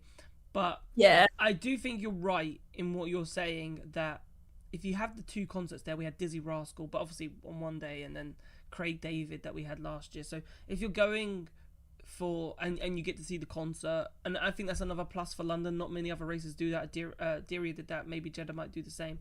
Be interesting if we do go to Silverstone. Very interesting what Alberto Longo said, and I think some of you mentioned it in chat that they still want to stick to the DNA of street track. So if they do that, then Silverstone shouldn't be in the reckoning, but because then they are going against what they're actually saying, which, you know, I will pull them up on. You said that we'll stick to the track DNA, but we're in Silverstone, so explain that one for me. So, but that's the beauty of London, is that it's the XL where the fans are. It's in such close proximity to everyone to go and see the concert. Like everyone who was there could have gone to see the concert if they wanted to, right? It was part of your ticket.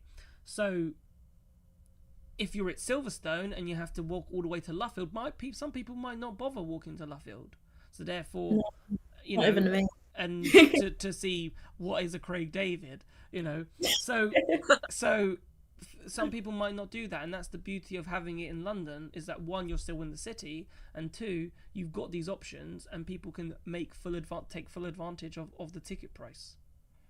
I agree, because I don't think it'll attract like the new fans who are my age as well, because like for example, me, I'm not going to be paying £100 if it's not because of the race. You should see Craig Davis, and I've not even I don't even know who he is, or even Ella Anderson. It's not, I don't know. What about you? Because Craig Davis is like the singer of your era, which is just like a what? Look, I'm not a big Craig David fan. Saz might be a bigger Craig David fan than I am. Okay. I'm not a big Craig David fan, but like, you know, if I'm going to a race, I'm not going for a concert. Like, if there's somebody playing I like, I'll go and see it, but it doesn't really influence my decision to buy the ticket or not. No, 100%, 100%. Saz, before we let you go, because Jack Smith from Motorsport Week has popped into the waiting room, so we'll get a bit more of an update of what happened today from him on his side of things. Is there anything else that you'd like to say?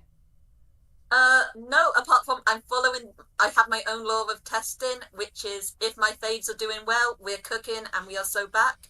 And if we're doing badly, it's only testing, it doesn't matter. And I find that is getting me through this week. Perfect. And then there's only 4 weeks to go. Only 4 weeks to go. And then we're in Sao Paulo. But Sao Paulo, because it being one race day, will fly like that. And then it's that wait again till Mexico. And we've got to go through Christmas and so forth. Don't get me Let's just started focus on on the happy 1 month till Sao Paulo. 1 month till Sao Paulo. 1 month till Sao Paulo. Saz, thank you as ever for coming on. Okay. Nice to meet you again. And you. Thank you for the friendship bracelet again. Love it.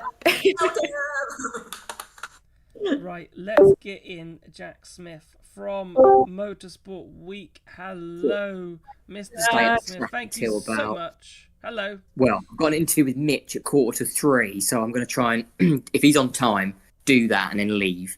Perfect. Get an Uber, get to the airport quickly. Great plans.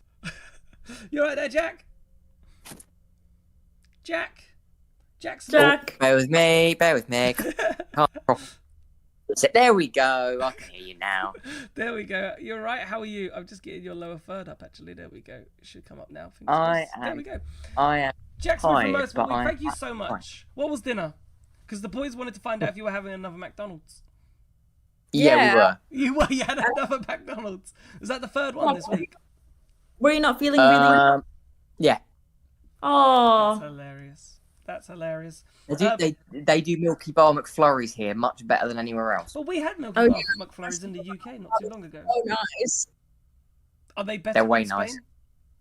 Way better. Indeed. Right, mister, let's get a quick recap on what happened today. We did speak to Mr. Pickering. He did fill us in a little bit, but I'd forgotten about the attack charge race. He missed his flight. I don't know if you know.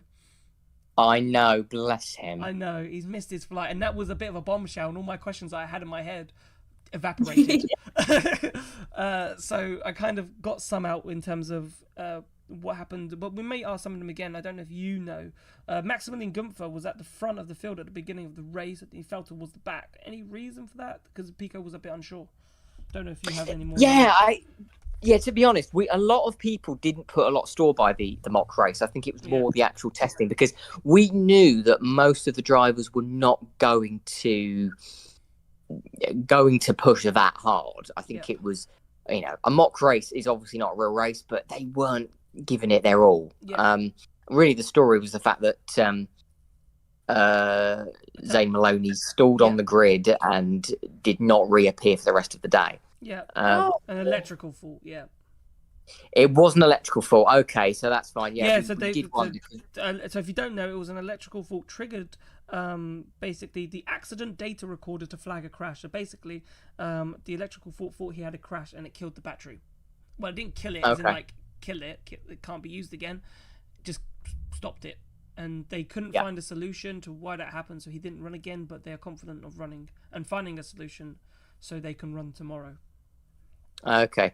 Well, from what I gather from having spoken to people at Lola, this is, I would say, their probably only really big hiccup so far. And when I say so far, I mean from when they began testing, behind closed doors weeks and weeks ago. It's gone so well for them up until now. And to be honest, I wouldn't be surprised if they're doing well quickly. I mean, they can't be any worse than Abt was last year. Yeah. Last season. though. I think that they're going to have an improvement. Yamaha and Lola are taking the whole thing very, very seriously, and I think that Apt is letting them do the business. They're letting them do the work because they know that they can do it better than they can. And they've taken over also the license of the race, you know. So basically, it is Lola now as the team, rather than it being Apt as the team. It is Lola as the team. So I think Apt is sort of just stepping aside and going, okay, look, we'll help you out, we'll get you started. And I reckon this could be the end of Apt in Formula E. It's maybe after the end of this season or the end of Gen 3 Evo. It's very strange because you've what I've observed from quite a long way back in season 10. Once the announcement about Lola had been made, Lola had in effect taken over. They'd already turned up. Most of the Lola personnel were there. The big hitting Lola personnel were at Misano onwards. Yep. And they were just really there to observe exactly probably just how bad it all was, because they were testing their own car in the background. I mean, they were testing Gen 3 Evo, I think, in about May onwards. So they've had comparatively not a lot of time to prepare, which is what Degrassi told me the other day, that, you know, they are quite a way behind, but he's incredibly proud of what they've managed to do in that short space of time. And I think he's got a point. They've done a heck of a lot. And I think that it's not unrealistic to think that they could be scoring points, not maybe on a regular basis, but I think that they're going to be in the mix of the midfield. Degrassi thinks that all 22 cars could be 3/10 from top to bottom difference. I mean, I think that would be incredible. I think that is probably an unrealistic. But that's Lucas Degrassi all over, and we know that. Yeah, we know. As Lucas much as we love him. Lucas is a lovely man, but a man of many opinions. The only thing for Lola, obviously, they're now the lowest amount of laps completed, so they've done 289. So Nissan and Jaguar have overtaken them. Nissan on 313, and Jaguar on 297. So the Maloney, not because he didn't actually do many laps in the morning. I think it was 21 in the morning session. So poor Maloney, though, as we said earlier, it's not the greatest preparation for him going into the season, which we talked about earlier. So we're going to talk about something else, because thank you, Lou, in chat. I had this question earlier. There was a kerfuffle in the attack charge race between Nico Muller and lap 4-5. Nico Muller at the final chicane and Taylor Barnard. They seem to, don't know if they came together, but they seem to get stuck, and it looked like Nico Muller had to turn around. Both of them lost a lot of time. Did you see anything? Do you know what happened in that situation? I was in the main grandstand, and from where that is situated, you can see them coming down the gradient from the last corner down towards start-finish straight. And from where the temporary chicane is, because we saw all the cars go past and then thought, hold on a minute, there were two missing. And then Taylor and Nico reappeared. If they got together, it must have been an incredibly light contact, because looking at them going past, it didn't look like they had a scrape on the cars. So, so whatever it was pretty minor. But they got together a little bit. They did indeed. And then Lou has got a question here about, he said about Dan Ticktum, David and Jake Hughes in the mock race. David Beckman. I suppose, I don't know what happened to them in the race, to be honest with you. I don't know if there was anything interesting. I can't recall having interesting. But what I thought was interesting, if we talk about the attack charge pit stops themselves, there was quite a bit of variance, actually. I think Robin Vries and Dan Ticktum went the longest by quite a long way. Like, I think they did 3 laps to 4 laps more than when the first person pitted, which I think is quite interesting going into the season to see how the undercut or the overcut actually works. I mean, the attack charge thing, there's a lot of mixed messages now, because in all of the pre-test interviews that I did in the sort of last few weeks, all the drivers I've spoken to about it seem so keen for this to happen. Obviously, caveat that as long as it works.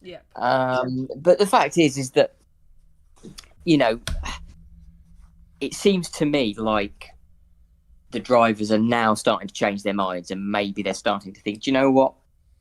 Maybe it's just not going to work. I'm not sure that they're entirely sure about it, and I think, to be honest, I'd be more surprised if we see it than not.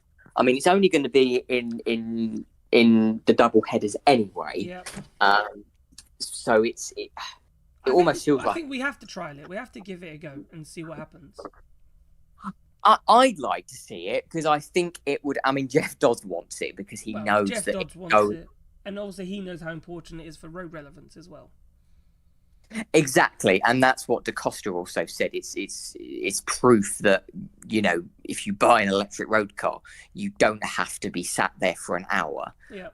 But it's a difficult one. I mean, I like watching the attack charges happen because it almost harks back to seeing an F1 car refuel. It's just, you know, and also I just think it could throw some random stuff up, which, you know, is just an added thing. Formula E does that anyway, but attack charge could just do it even more, and I think it adds another element to attack mode as well, because attack mode is just drivers don't like it anymore because it's just something that gets in the way. They lose a position, and if they don't, it's a huge thing if they keep what they've got. So to sort of have it in conjunction with the attack charge, I think would make races way more interesting. Yeah, well, according to Pico, there's some of them saying that, well, Degrassi is saying that, you know, it could be like 3 to 4 seconds a lap quicker with the 4-wheel drive system and a lot more overtakes happening with attack charge compared to what we've seen before, which might make it a bit more exciting. So, yeah, you might take the little bit of pain, but then you should be able to get through the field a little bit quicker. A bit like an overpowered DRS, maybe. Yeah, I that's one way of looking at it. Degrassi is very, again, very forthright about the fact that he's been telling Formula E for 7 years that they should be having all-wheel drive. And you know, I get his point. I think it's because he also sees it from the point of view that it's just going to make things so much quicker because of the electric motor. It's going to make things a lot quicker over one lap. Not just how quickly they get off the line or in attack mode. It's more the fact that actually it's just going to make the cars a hell of a lot quicker over one lap. Indeed. Right then, so before we let you go and enjoy the rest of your evening, I do have a... Go on, go. Sorry, go for it. Before you go, thoughts on Taylor Barnard, because it's always something that I really want to know, but I've not heard a lot from him from the testing. So what's happening with, like, our newest rookie then? He's been a bit quiet. I mean, my interview with him that went out this week was before the test, and he's just... The thing about Taylor is that you look at him, and he looks like he should still be at school, but he's got so much self-belief. It is unreal, and I think he's such a special talent. If that McLaren is going to be more consistent than it was last season, then I really wouldn't be surprised if he picks up 1 or 2 podiums. I think his talent is very understated, and I think that him and Sam complement each other. I mean, Sam finds the fact that he's old enough to be his dad really funny. And McLaren would try to fact check this for me today, and they I don't think they found out yet, but they think that Sam has, well, they know Sam has driven Harama before, which is unlike a lot of the drivers. He may be the only one, but Sam reckons that when he last drove Harama, Taylor was 3. Which is wow, because I know Taylor is around my age. He's a year older, and it's just something to touch up on, like, really, because in the FIA Formula 2 he was not doing really well. So, like, this Formula E, is that a better fit for him? I think it's a good fit for him. I think, to be honest, with F2, it was a weird one because he never seemed to get a break in most of the races, and the one win he got was, I think, a bit more fortuitous. But he seems to suit Effie really, really well. I mean, I think everyone was quite impressed by the fact he came into Monaco, finished a race because that was all they wanted from him, and then in Berlin he just says, "Do you know what? I think I'm going to be able to score in the points both races, Yeah. and he just goes and I does remember. it. He seems to be incredibly good at adapting very, very quickly. And the thing is, Formula E is, in a way, in lots of ways, actually, it's a very hard motorsport to adapt to because drivers have to get their elbows out, and there has to be almost a sixth sense, particularly in the peloton races, when this sort of stuff's going to happen.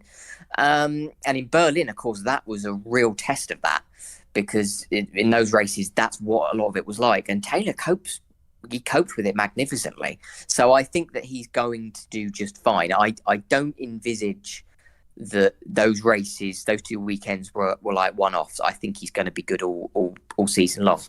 What have you made of McLaren? So yeah, I think yeah.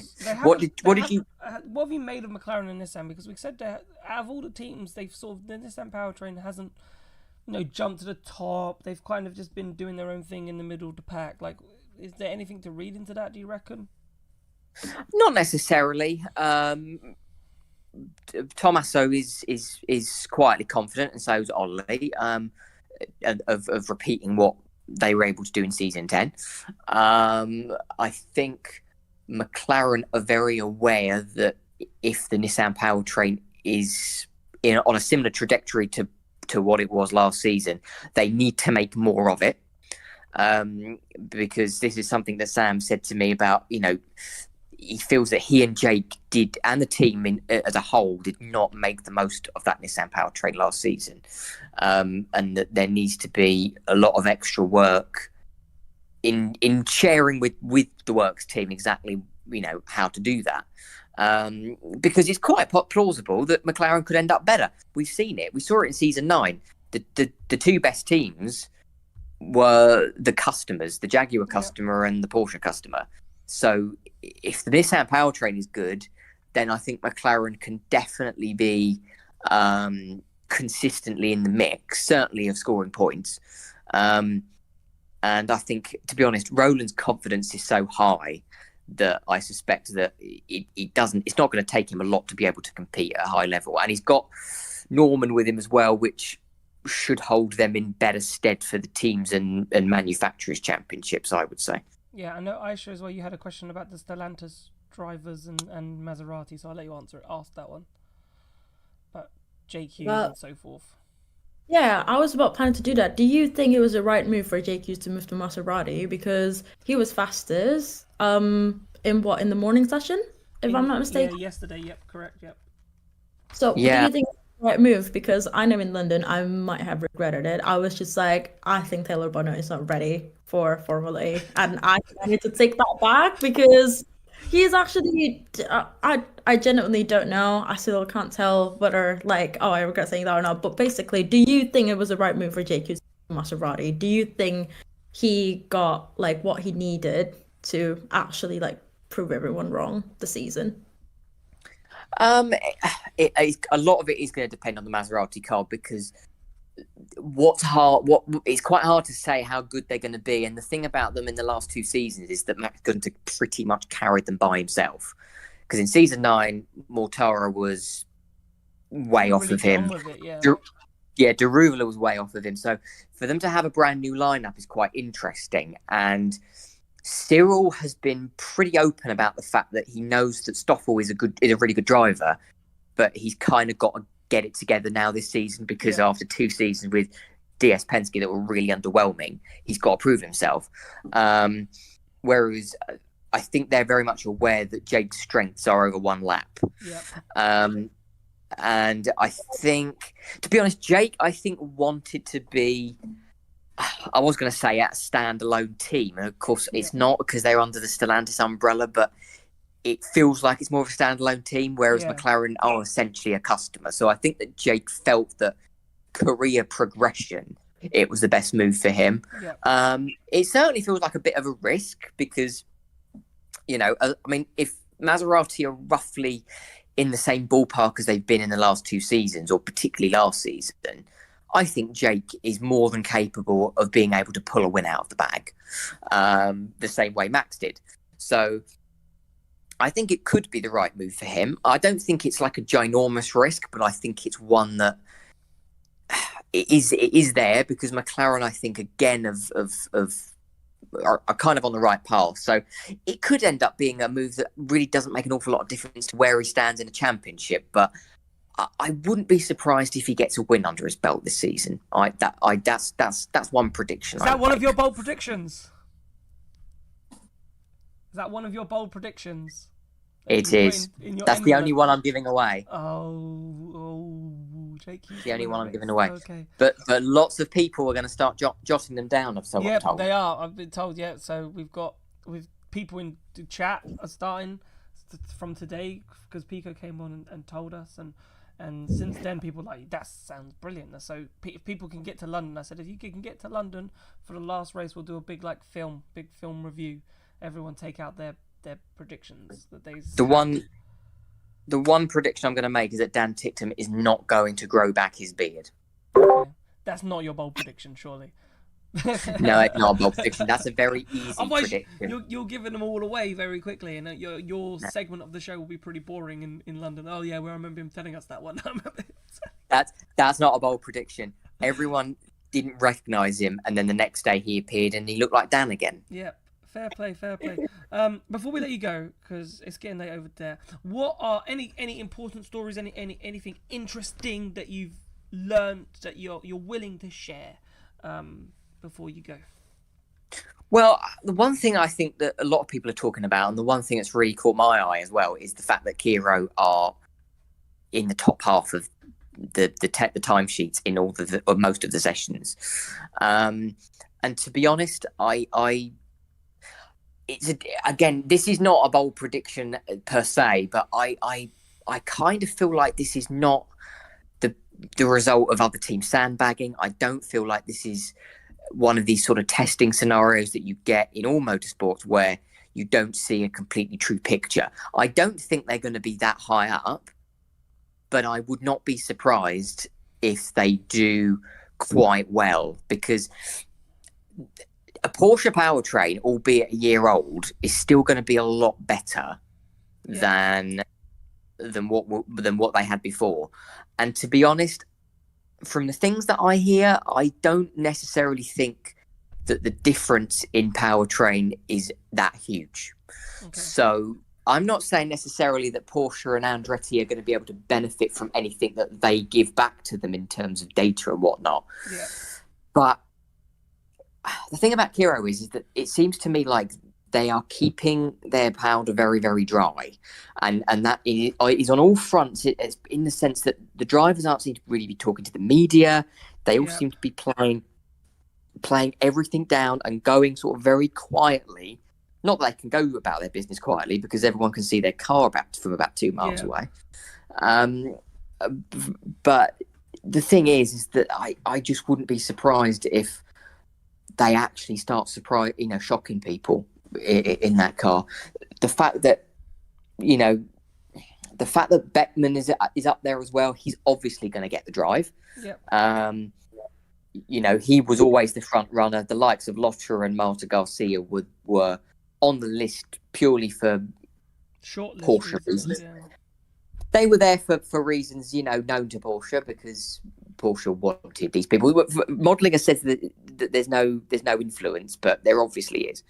But I think that's the big story so far, and the fact that Porsche, I think, have realised themselves that a powertrain that's a year old or 2 years old, really, it's won the Drivers' Championship the last 2 years. Yep. And despite the fact that we have a new, we have a Gen 3 Evo car and not a Gen 3 car we're talking about, I don't think that powertrain is going to make an awful lot of difference, in the sense that actually I think they could score points. I really, really do. All they've got to do is find a sponsor for the car. Yep. I'm sure I'm not surprised. Well, I suppose if I can get my words out, I think they will, especially if they start performing well. I think, and I'm sure Porsche might, help them as well. I think that could be something that, Porsche might want to say, actually, well, we've got this car that you can also put your sponsor on, that's maybe on Porsche's car, for example, so they get double sponsorship or something like that. They're already helping them out by loaning them their reserve drivers. Exactly. So All of them, apparently. All of them. All of the reserve drivers. Mr. Jack Smith, thank you so much. Enjoy the final day. If we can get you on tomorrow, amazing. If not, no worries. I don't know what your flight situations are tomorrow. 6 tomorrow evening. 5:45. So you might get me. Unlike 5:45 tomorrow evening, is that your flight? 5:45. Yeah. So I should land at about 7:30 in the UK. Oh, okay. So all right, that's quick. That is quick. It's not bad. It's not bad at all. Maybe we might get you then. So just pop in the waiting room. Do exactly what you did today. If you pop in, you pop in. If we're still on. But yeah, enjoy your final day. Safe travel. So you're going midway through the female test, the women's test, then. Yeah, I'm going to try and see as much of it as possible. I'm going to speak to Jamie Chadwick in the morning, hopefully, and see what she's got to say. Yep, lovely stuff. Right, perfect, Mr. Smith. We will let you go. Enjoy the rest of your evening. Get a good night's kip. Ready to go again tomorrow. Thank you. Keep an eye on motorsportweek.com for some of the interviews that are coming up as well, plus all of the updates on the rest of the test. Definitely. Thank you very much, and we will see you later. Bye, guys. Ciao. So, all that's left for us to do on this show before we end it. It's nearly been 2 hours. This has been the longest one. I don't know how we've managed to do that, Aisha. It's because everyone wants to talk to us, which is amazing. Thank you so much for everyone who's come on as well, and everyone who's listened and watched. Oh, Aisha, you're going there's a little tiny bit, so perfect time to throw over to Nick de Vries and see what he had to say ahead of testing and what he's thought of testing so far, because Mahindra have been quite strong. Obviously, you won your championship in the Gen 2 car, you've driven the Gen 3 car, and we now go to the Gen 3 Evo car. What's your first impression of this new car and the changes? Yeah, I think generally it's been very positive. It's nice to get some, let's say, additional performance, especially on the four-wheel drive. The softer tires, I think they're all, improving the performance of the car effectively. Would have been nice to do the whole qualifying session in four-wheel drive actually, but it's been good so far. Obviously, the team is quite excited about our personal new powertrain, because that was, I would say, a bigger limitation for us in the past 2 seasons. So far it seems like there's still a lot of learning to be done in terms of, I would say, tires and race scenarios especially. Obviously, last season there were signs of progression, but it was a tough season. When we look into season 11 now, what do you think is achievable, both personally as a driver and as the team? I don't know. I frankly don't know. It's very hard to know where you are after, let's say, 2 days of testing.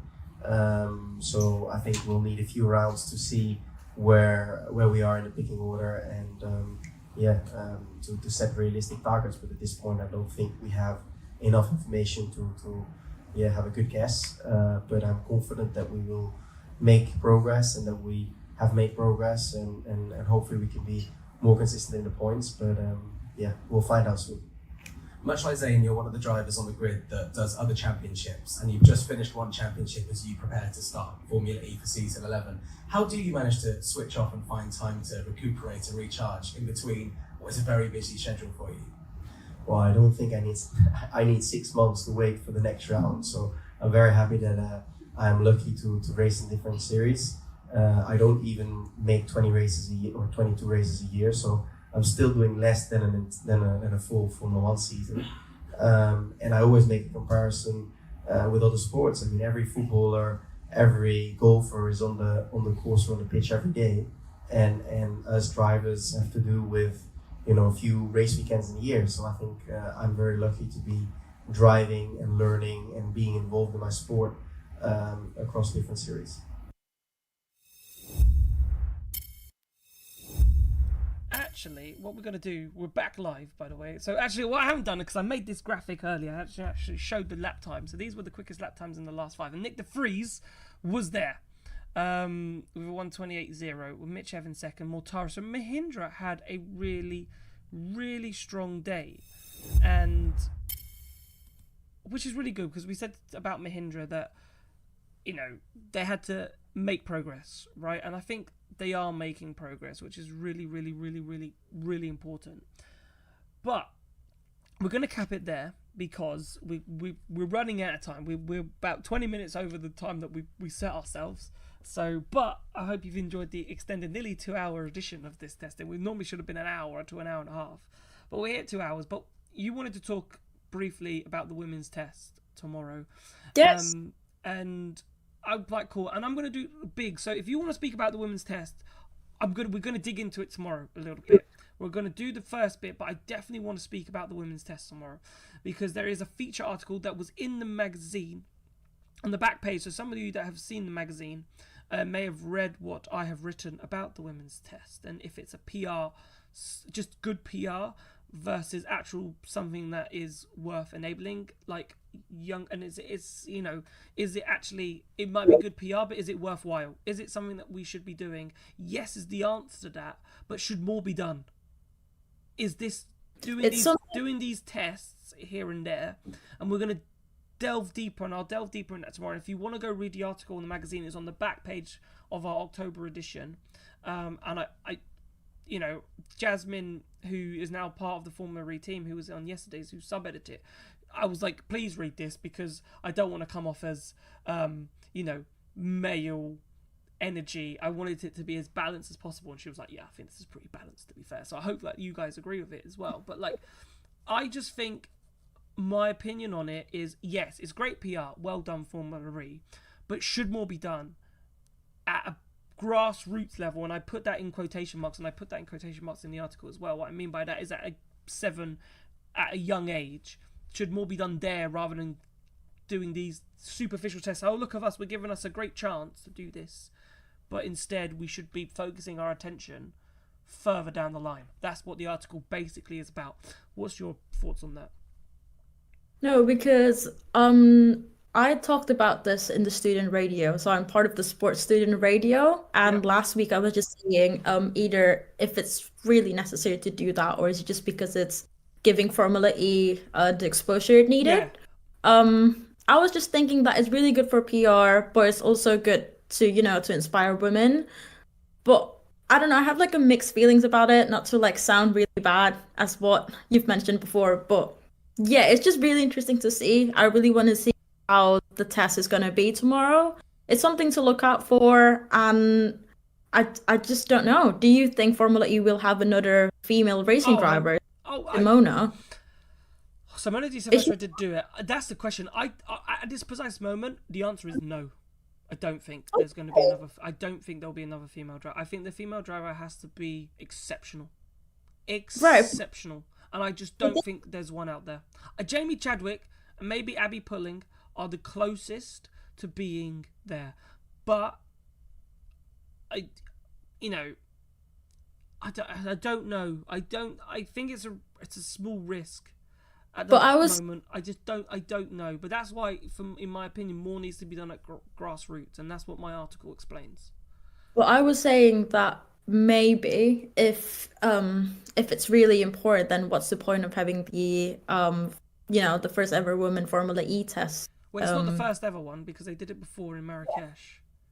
Oh, right, okay. So but it's happened before, but yeah, the way Formula E have done it, it makes it sound like, oh yeah, look how great we are and so forth, and we're doing this. They've done it before, but say you've done it before, but nothing's happened. So you're doing it again. So is it just PR? Yeah, that's what I was saying. So like, if it's really gonna lead somewhere, as in opening up opportunities for women to race in Formula E, then that's a good movement. But if it's not going to do anything, if it's just to attract attention, then I necessarily don't see the point of it. Again, and they got really nice names. Like Chadwick, they got Abby Pulling, they got Bianca Bustamante as well, who is now part of the parent team. So it's really interesting to see. And I really hope that it leads to new opportunities, as in, having the next female Formula E racing driver. Just for them to get a lot more opportunities, maybe in F2, maybe in F3, but if it's not going to lead anywhere, I don't really see the point. That's the whole point. And as I mentioned in the article that I wrote, I said Alice Powell has been part of the Envision team for a very long time. Yeah. There was two seats were up for grabs, and Envision looked over her. They put in Paul Aaron and Joe Eriksson. So if they don't think she's good enough to race, then and why have they got Alice Powell there? That's my question. Yes, she might be a nice simulated driver, but is it just to say, oh, we've got a female driver on our ranks? Is that why she's there? I don't want to put Alice Powell into that bracket, but that's what it comes across as. And I think I really want to dig into that debate tomorrow. So if you want to talk about the women's test and what you think, I'm going to put that article will be published on the website tomorrow as well. I'm going to do that after this. I'm going to schedule it to be posted. So it'll be on the website tomorrow, where we ask, is it enough? And give it a read. It's on the back of the magazine right now. So if you want to go and read it, go to the magazine page on the website and give it a read.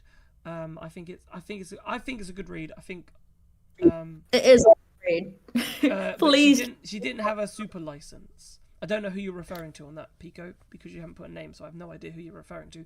But the question is, we want them to get their super license in effect, right? But are they going to be effectively good enough to get said super license? So on that note, we've managed to do our first 2-hour show pretty much. We didn't even actually take a break, which is incredible. The breaks were the interviews pretty much of listening to the three drivers. So we didn't actually take a break. So I hope you've enjoyed this. Please join tomorrow. Alice. Oh yeah, she didn't have a super license. Okay, perfect. But you know, there's a good point well made, right? But if she doesn't have a super license, then she's never going to drive. So she's just a test driver, and that kind of adds to the point. It's like, you know, why is she there?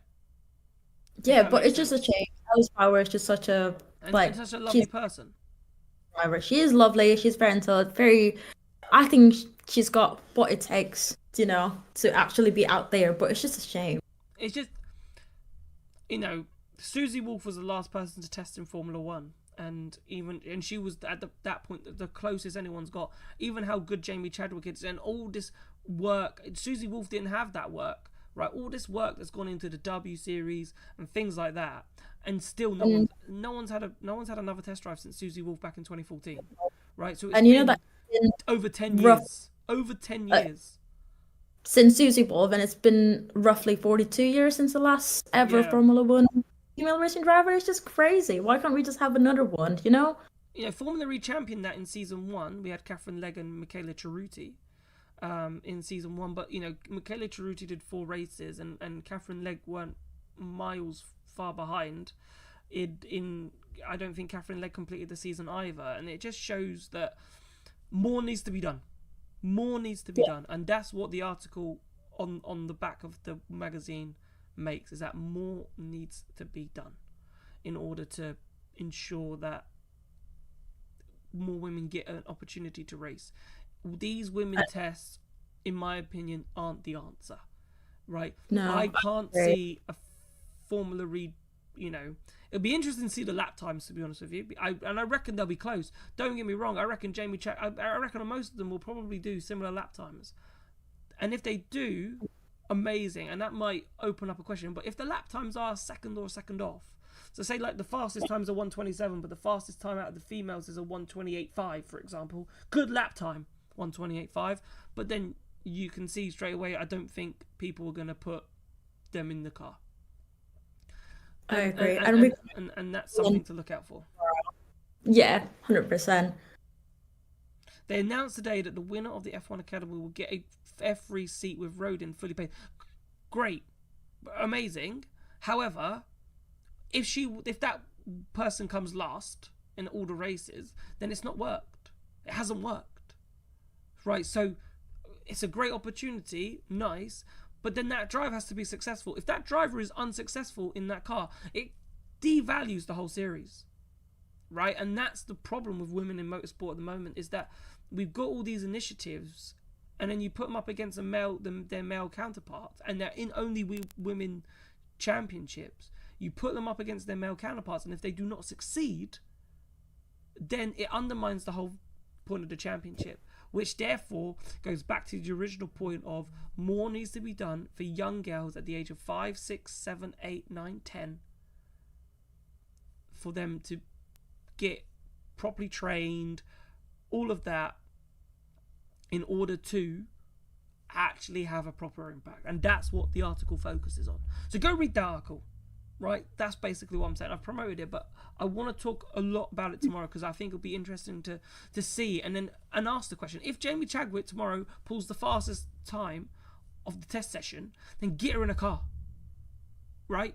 But let's see what happens. And I think that's the most important thing for that. Perfect. And on that note, Aisha, thank you so much for coming on the show. You've been fabulous today. You might be on tomorrow. It's between you. You're both like double checking that you're both available, you and Jasmine, and hopefully whoever. It's basically first come, first serve at this point. It's basically. So hopefully one of you are available. And I'm available tomorrow, but I think I'm going to go on a night out straight after the show. So I'm going to have plenty of rest tomorrow. Plenty of rest tomorrow. Perfect. Well, we may see you tomorrow then. Perfect. But thank you so much for watching. You've been watching the FE Bar. I've been Jack Jordan Maynard. It's been the FE Bar. And also, a quick shout out, JBMotorsports will be live tomorrow again, right? You know, he'll be doing a live. So if you want to follow the test live and get some information of what's going on, Joshua Birch, JBMotorsports, best place to go. And follow his channel live. If you're at work, just have it on in the background. Have it on in the background. You know, working from home, have him on in the background. Right, he's doing some amazing work over there, so make sure you get there. I'd say both Jasmine and Aisha on, and bin off Jack, yeah. I say yes to that as well. Bundesnot says, great show. Thank you very much, Saz. And yeah, fingers crossed. Honestly, Josh, can't wait to have you on tomorrow. Can't wait. Thanks so much, and good night, and we'll see you tomorrow for the last FE Bar of the week. It's been like a proper radio show this week. I feel like I'm so tired. Anyway, love you lots, and we'll see you tomorrow. Good night. I'll see you tomorrow. Bye bye. You're back with us live then here on JB Motorsports as well. My thanks to Jack as well for all his hard work and the entire crew over at Formula E Zone this week as well. They've been absolutely fantastic. So Pascal Wehrlein has the top spot at the moment with a 1:27.658 with about an hour to go. Over the next hour, we are going to be sort of doing a whole wrap-up of the test because, of course, this afternoon we've got the women's test. So we're going to be replaying the last two races of the Formula E Championship from last year, so the two London races, the title deciders. And then we'll have a wrap-up at the end of the day as well. And in this interview, you're going to hear some from Jamie Chadwick as well. So we're going to be all over everything that we need to be in order to give you the best at home. And what we're going to do is going to listen to the press conference.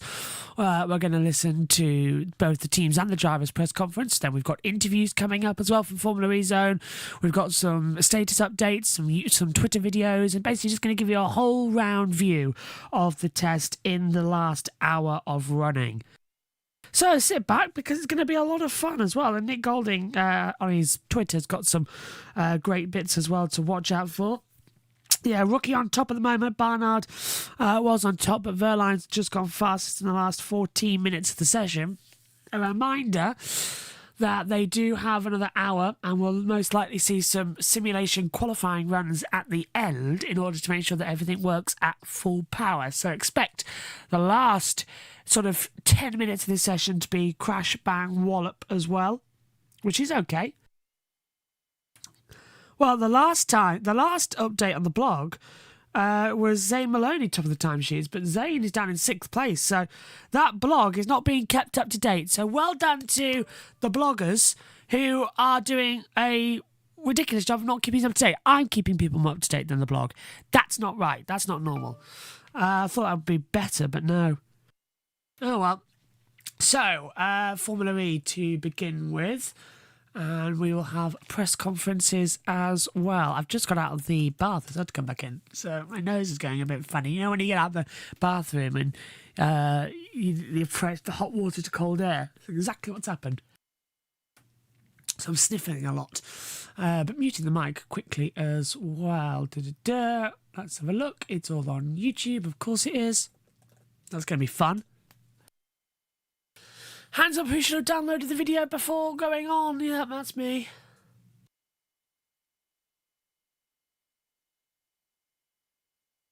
Sneezed. So, Formula E Zone. That's the place to be. That's where we need. The video's going on.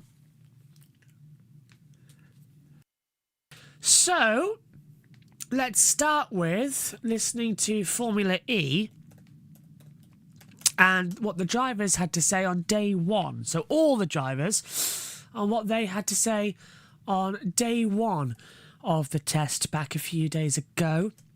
They're speaking with the grid now. So let's listen in.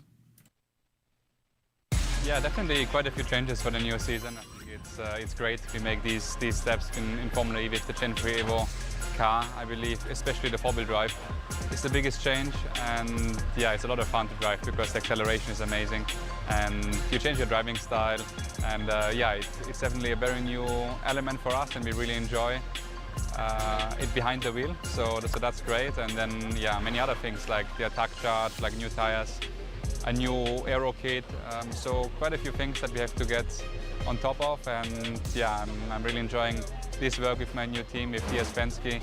It's great, the first few months of everybody, getting to know the whole team, the way of working, the approach, and yeah, so far, yeah, all is going really well. Well, initially, firstly, it's just good to get back in the car and you know, being with every car on track at the same time. It's always a cool feeling to, you know, it means the season is approaching, so that's cool. And yeah, look, there's a lot of new things for us, mainly on tires, to understand this season. The tires are different from last year, and yeah, we're just trying to run through a test program and try and understand a few things. But yeah, I'm still a bit confused at the moment, to be honest. It's good, yeah, we're on top of the timesheets, but it doesn't really matter at the moment. Lots of analysis to go through, and good thing we have another 2 or 3 days here to keep developing and keep learning. But yeah, at the moment I'm just a little confused.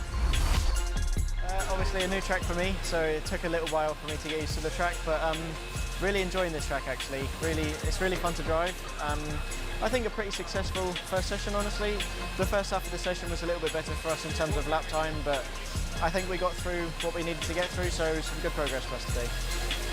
Obviously four-wheel drive in the duels and in attack mode is going to be one of the biggest things, but I think in 300 in the group stages it's going to be the tyres. The tyres are quite a lot faster and they do drop off quite a bit, so I think we're going to see a few strategy options there, and yeah, obviously a peak in tyre performance. It's nice. Of course, I've driven it for 2 years pretty much now. I guess with the four-wheel drive is a good thing to have now. I mean, it's faster for us, so for a driver it's always a nice thing, something for the engineers to think about. But generally I love driving this Formula E car. I mean, it's always moving around, there's always things to do as a driver and to think about on the steering wheel, and yeah, it's a tough car to really get the maximum out of. I think in general he has a lot of experience, of course, so I've been learning from him in every aspect, in terms of how to get the most out of the car, how the races usually play out. I mean, of course, I'm coming with my own experience from Andretti and from F2 as well, so I'm bringing my own youth and my input as well. And the team APT have been around for a long time, so they're teaching me a lot. So generally, just a lot of learning, like you said. I mean, all year is about that, about learning. We don't know where we're going to be, so all the pressure's off of us, and kind of just improve from where we are now and see where we end up. I mean, yeah, lots of learning. Overall, it's been a pretty positive day. You know, each run we were pretty competitive, and then yeah, to finish the day second, I'm pretty happy with. But yeah, a lot to analyse. You know, no one really did too much preparation coming into this event, purely because we all did it for Valencia. So yeah, I think it's going to be a lot of yeah, head scratching, getting into all the data and understanding what really happened today. But yeah, so far so good. I mean, from the 300 running side, it's not all that much different. You know, we've all brought little upgrades here and there, but from that side, it's not that much different. It's really the 350 four-wheel drive is where we make the big step. You know, today was around about 1.5 seconds to 2 seconds in lap time gain. So it's super enjoyable to drive. You know, super fast, flowing, and the acceleration out of the corners is pretty impressive. So a good step forward for Formula E and something, you know, what we're really bringing to the table in a World Championship. So yeah, so far it's been a pretty positive outcome for all the drivers with the four-wheel drive.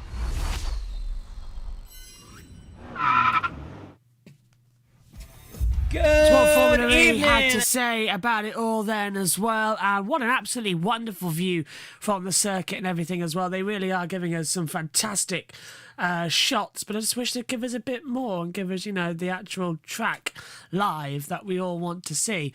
Sadly, that's not the case at the current moment. But I'm sure they'll get there. They'll get the hang of it. They'll see it all soon, working together and working well. Just having a look to see what else is there. They have got the press conference there with a lot quicker coming in. That is the next one I wanted to go to shortly, so I'll just tee that up. But I wanted... is it going to play the thing? No, it's not. Hey, and they've fixed the camera issue. That's great. Someone over there is clearly listening to me.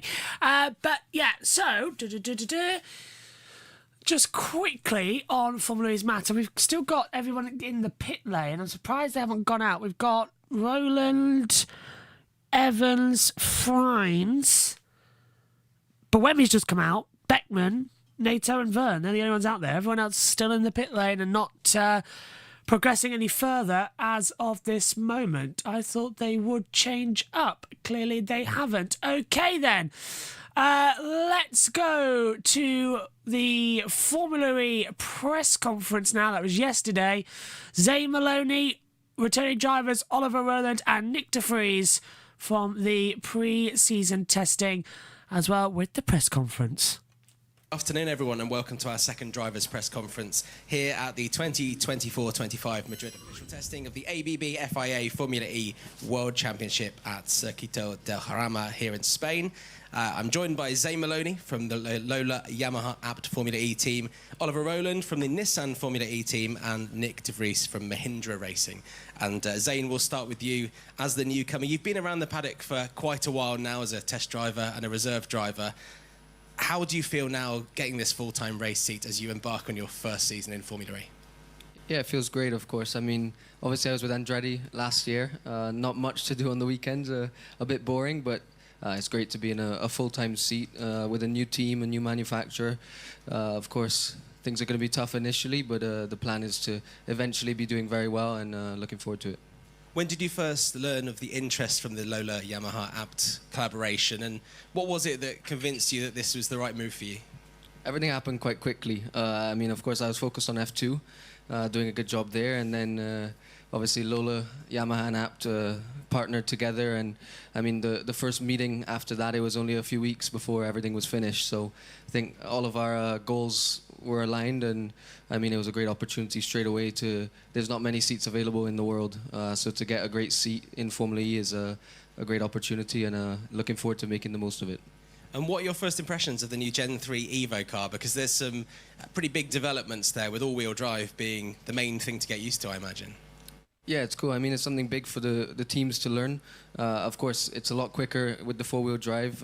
As a driver, you always like to go quicker, so it's very nice. I mean, from our side, it's also good to have something new for everyone, and it's not just us learning it as a team.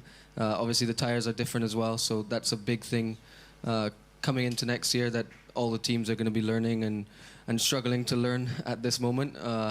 But yeah, it's a lot to learn for everyone, and looking forward to the races and how it changes with 350. In terms of a teammate with experience, you can't really get much more experience in Formula E than Lucas Di Grassi. What kind of impact has he had on you so far in the short time you've worked together? I mean, he's very experienced. He's the most experienced on the grid. Of course, coming up the ranks in F3, F2, you're usually with someone your age and with your experience. So to have Lucas in the team is great. Of course, I'm coming with my experience from different categories as well, and everything's new. So the more that he knows, the more he can give to the team and myself as well. In terms of pure performance, obviously I'm confident as a driver what pace I have, but in every other aspect, I'll be learning from him a lot. Race scenarios, quality scenarios, what to do in different situations, and the more experience, the better in that sense. So, looking forward to taking as much information from him. And we're looking forward to seeing how that partnership develops. I'll move on to you, Ollie. Obviously coming off the back of a really, really strong season there, which could have been even stronger if it wasn't for a couple of things that were very much out of your control. How confident are you that you can replicate these performances going into season 11 and challenge for the title? Yeah, I think last year was a pleasant surprise for everybody. You know, the performance on occasions was really, really strong. Probably better than we kind of expected at the beginning. But it's kind of easy to say you want to replicate something, but you always want to improve. I think if you try and copy something, it's not so easy to do. So I think, yeah, I have a few areas, the team have a few areas that we needed to work on over the off-season. And still going into the season. So hopefully if we can address some of these things and bring a little bit more consistency to our performance, I think we should be in with a shout, I would say. But yeah, the main thing is to just always try and improve and working on the small bits. The team have done a great job with the new package. And I think like you were just chatting about there with the Gen 3.5 and all the different changes, it's going to be very interesting. You were one of the drivers that got very quickly used to the style of racing we saw when Gen 3 started. How do you think the style of racing will change now with the Gen 3 Evo car? Well, I think it's quite tricky to say, but I think, you know, introducing the pit stops, the delta in pace between the attack mode last year and this year. Last year, I think it was more of a defensive strategy on most of the races. I think this year it'll be more opportunistic, where you're looking to kind of go forward. So I expect that when people take it, will be a bit more spread out, more towards the end, where you know you don't want to be left at the front with nothing and everybody else has 8 minutes to take, because the power and the lap time difference is huge. So I think it's going to change a little bit the way the races are. I expect still in the beginning it's going to be quite similar, where you know people are going to want to save energy and get to a point where they feel like they can get to a certain target. But yeah, I think the race will spread out earlier, and then I think with the pit stops and all the other stuff going on, I think that the race could change quite a bit from sort of a third of the way through. You have another new teammate this year, and it's another teammate that's done something quite similar to you, went away from Nissan and is now back in the Nissan family in Norman Nato. What other qualities do you both share that can propel Nissan to the Teams Championship this year? Well, I think now we both joined at the same time in Formula E, so I think now we probably have more experience. Obviously, Norman comes with a lot of experience from quite a lot of different teams. So I think he can kind of share that in terms of a technical background. And I think last year you saw against Jake, he did a pretty good job. Maybe he didn't quite have the same points in the end, but his pace in qualifying was every bit as good. So for sure he brings good speed, good feedback, and hopefully he can be there in the races, because quite often last year it was kind of just me against 4 Porsches and 4 Jaguars, so it was a little bit tricky on occasion. But yeah, hopefully he can get up to speed quickly and be there to kind of help at the front. It's kind of what you need him for me. Thanks very much, Ollie. We'll move on to you, Nick. Obviously, you won your championship in the Gen 2 car, you've driven the Gen 3 car, and we now go to the Gen 3 Evo car. What's your first impression of this new car and the changes? Yeah, I think generally it's been very positive. It's nice to get some, let's say, additional performance, especially on the four-wheel drive. The softer tires, I think they're all, improving the performance of the car effectively. Would have been nice to do the whole qualifying session in four-wheel drive actually, but yeah, it's been good so far. Obviously, the team is quite excited about our personal new powertrain, because that was. I would say a bigger limitation for us in the past 2 seasons. Yeah, so far it seems like there's still a lot of learning to be done in terms of, I would say tires and race scenarios especially. Obviously, last season there were signs of progression, but it was a tough season. When we look into season 11 now, what do you think is achievable, both personally as a driver and as the team? I don't know. I frankly don't know. It's very hard to know where you are after, let's say, 2 days of testing. So I think we'll need a few rounds to see where we are in the picking order, and to set realistic targets. But at this point, I don't think we have enough information to have a good guess. But I'm confident that we will make progress and that we have made progress, and hopefully we can be more consistent in the points. But we'll find out soon. Much like Zane, you're one of the drivers on the grid that does other championships, and you've just finished one championship as you prepare to start Formula E for season 11. How do you manage to switch off and find time to recuperate and recharge in between what is a very busy schedule for you? Well, I don't think I need 6 months to wait for the next round. So I'm very happy that I'm lucky to race in different series. I don't even make 20 races a year or 22 races a year, so I'm still doing less than a full Formula One season. And I always make a comparison with other sports. I mean, every footballer, every golfer is on the course or on the pitch every day, and us drivers have to do with a few race weekends in a year. So I think I'm very lucky to be driving and learning and being involved in my sport across different series. Excellent, thank you very much. We have time for some questions, if anyone would like to ask a question from the room. It's always you first, Jack. Here we go. I've got a question for Ollie. Without wanting to be disrespectful to the situation as to why we're here and not Valencia, many of the drivers have said how much fun Jarama is to drive. Do you share that view, and what feedback can you get from the car on a circuit like this as opposed to a traditional Formula E one? Yeah, I think everybody would probably agree that it's pretty intense to drive. There's quite a lot of high speed, quite a lot of camber elevation change, and it's a big challenge for us. And I think it's a great place to come and test. I think, okay, there's not so many similarities to a lot of the tracks that we race at, but I think looking forward and seeing how the cars are improving in terms of performance and knowing where Gen 4 is going, it's kind of a good step in the right direction to be coming to these tracks. Because as the car performance increases, then we need to go on bigger tracks. And actually, honestly, the car feels fitted quite well to this track. I mean, I don't know if you've been out and watched, but it feels pretty quick in some of the corners. And what's also nice is that with the new tyres, you've got big step and grip when you put new tyres on. And extracting that has not really been something that's been in Formula E for a long time.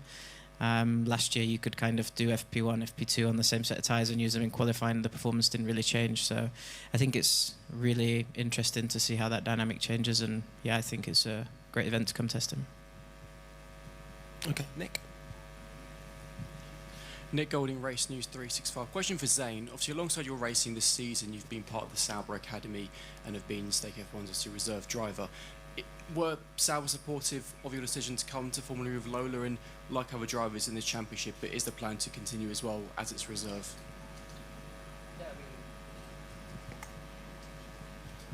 Yeah, it's working. Yeah, I mean, it was a great opportunity, of course, to be with Sauber, also with Andretti, and I gained a lot of experience this year, last year with Red Bull as well. Every team that I've worked with has helped me move forward. Of course, they were very supportive for me to be in a race seat. I mean, they want to see me perform well and have a great career. So they didn't stop me from taking this opportunity.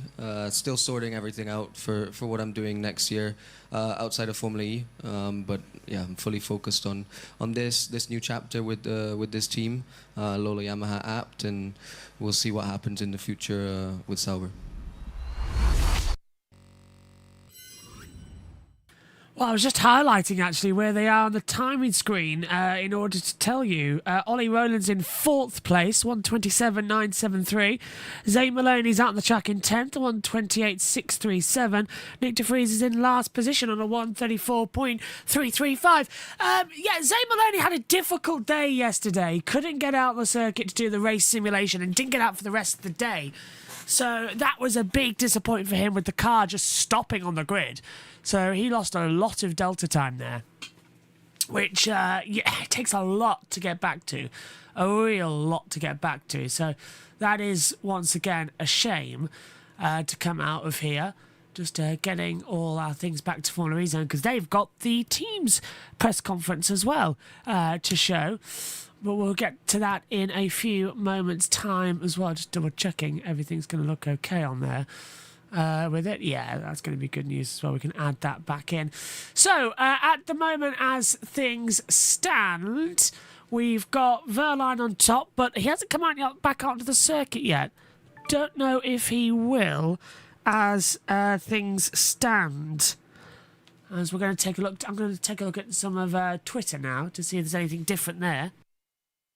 Just move the microphone a bit closer to me, but I obviously don't want you lot to get, well, crackled, because it's been a bit of a dodgy system recently to come into it. The Formula E Notebook have got some good points as well out there as well from Sniffer Media. So drama test takeaway so far, he says. Porsche, well, actually, you can read it for yourself if we open that on Twitter. I'm on my Twitter, actually, not JBMotorsports' Twitter, so it doesn't really make too much of a difference. Coming out there. Oh, Schumacher's trending. So, Harama test as well. Takeaway so far. Porsche and Andretti look very strong. Jags and Vision keeping powder dry. Mahindra work to do. The Stellantis quarter in good shape. Nissan, McLaren as well. New major threat.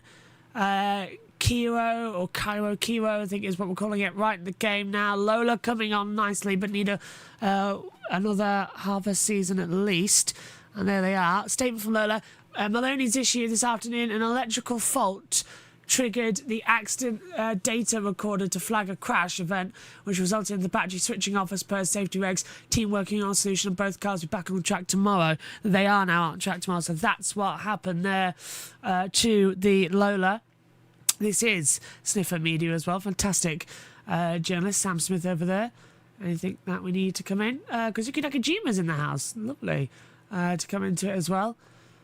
But anything coming in from new mandatory steering damper to try and limit the impact of hand wrist injuries in Formula E. It's a fluid-based system, component which sits on the rack, and it's supplied by Spark. Will give a different feel for the drivers this year for sure. And it's four-wheel drive this year as well, actually.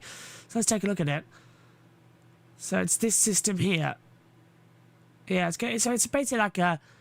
It's not too bad of a power steering, but it comes in like a power steering effect. That's not too bad, actually. It'll stop the compression on the system as well of an accident causing bigger issues. Pascal Wehrlein going out the circuit. This was the attack charge. I wanted to show you this. I'm glad that he got it. This is attack charge, everyone. Let's open it up and replay it to the start. So this was Dan Tickton yesterday in the simulation race. Watch how long this attack charge actually is. So he came out last, remember? He was second on the field and came out last. This is how long it is. You can see the car's flashing to indicate it's recharging. And I think it goes green when it's fully charged for the mechanic to pull out the charger. Sort of looks like an old refueling rig, doesn't it? It's attached to the back. Of course, we didn't have this in Gen 3. We do now have it in Gen 3 Evo. Look, ready? Power's all charged. It's stable. You can go. But then he doesn't move. Because he's mandated to a time limit. So, yeah, I'm not really sure how I feel about attack charge. I think the whole procedure could be a bit quicker. If it wants to be a pit stop, it needs to be a bit quicker to come into it as well. Jags and Nissans. No idea what this news was about a new... Yeah, I don't know what the news was about a new system coming through there. About having free-to-air television. So far, nothing's come of that. So just take a look to Formula E's Twitter. So far, nothing at all to come into it. But we've got Nikki Shields and Alexis Rendell, and I want to throw over to them now to give us the latest news on what's going to happen this afternoon with the women's test. We are covering it. Formula E is leading the way in women's motorsport.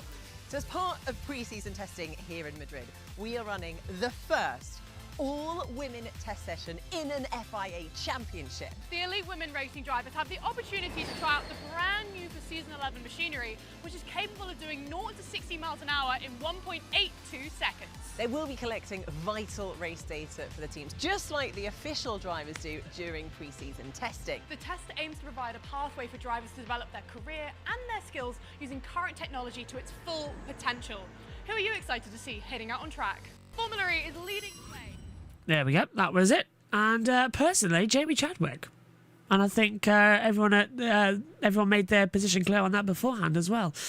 Okay, we've rambled enough. Let's go over to the Formula E zone once again, as the guys there have once again provided us with a lot of entertainment, a lot of action, because over on Formula E zone, they have got the team's press conference as we're into the final half an hour of the session. Let's listen to that now. Here comes the team's press conference. Sylvain, we'll start with you. You've stuck with the driver lineup as last season. How did you come to this decision? It felt like there was maybe some decisions to be made with a few clashes there. And also, what do you expect of your driver lineup this year?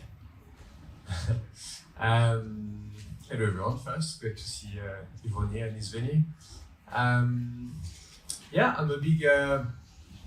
I mean, it would be a very long answer if I gave you all the reasoning behind it. There are a lot of factors behind it. But at the end of the day, we have a great driver lineup. I'm fully convinced more than ever of their capabilities and their talent. And also we have a lot of new things happening in Gen 3 Euro. It's an Evo, but it's a big one with the tires and the all-wheel drive and so on. And I think on our side, it's quite important as a customer team, with a little bit less testing than the manufacturer teams. It's important to have some stability on some aspects and benefit from their very strong technical feedback and technical development. So there's more to it, but that's in a nutshell. Thank you for the abbreviated answer. I appreciate that. And obviously last season was less successful than you would have hoped for. How are you going to get back to fighting at the front like you were at the start of the Gen 3 era? Yeah, we'll see how the season pans out. I mean, as always in Formula E, we say that every year, so it sounds repetitive, but it's true. It's so competitive. And you saw last year in season 10, it was probably the most competitive in terms of how close it was. Like, I remember us making the duels by usually thousands, like less than tenth or hundredth, so even closer than usual. So there was this minuscule margin that we were missing at some races, and that makes the difference between starting in a top 6, top 8, or starting at the back. So yeah, that was a challenge. But this new season is gonna throw new challenges, as I said. There are a lot of new parameters on the software, on the controls with the all-wheel drive, and the tires are completely different. And again, not making excuses, but we have to learn very quickly as a customer team. So we did that pretty well in season 9. So we need to repeat that. I have broadly the same team and the same driver lineup and so on, so we can do it again. But yeah, I expect a very competitive season again, but a very steep learning curve for everybody, but especially for customer teams. So it's going to be interesting. You speak of a steep learning curve. Obviously, you have the women's test tomorrow, and you have two drivers with a differing level of experience. Alice Powell, very experienced, with Alicia Palmowski, one of the sort of rising young stars at 18 years old. What have you said to them to prepare them for this test, and what are you expecting from both drivers in the women's test tomorrow? Yeah, they've arrived last night or today. Alice, obviously, we know very well. She has a role in the team anyway, and will continue to do so. Alicia, much more new to this, but I think it's an exciting opportunity. We are not going to it's a new test. It's a really big challenge for them. They're arriving at a track they don't know, with a car they don't know. So it's a big challenge, but for us, it's really about judging how they work with the team and learning about the car and so on. Formula E is so specific as motorsport, as we know.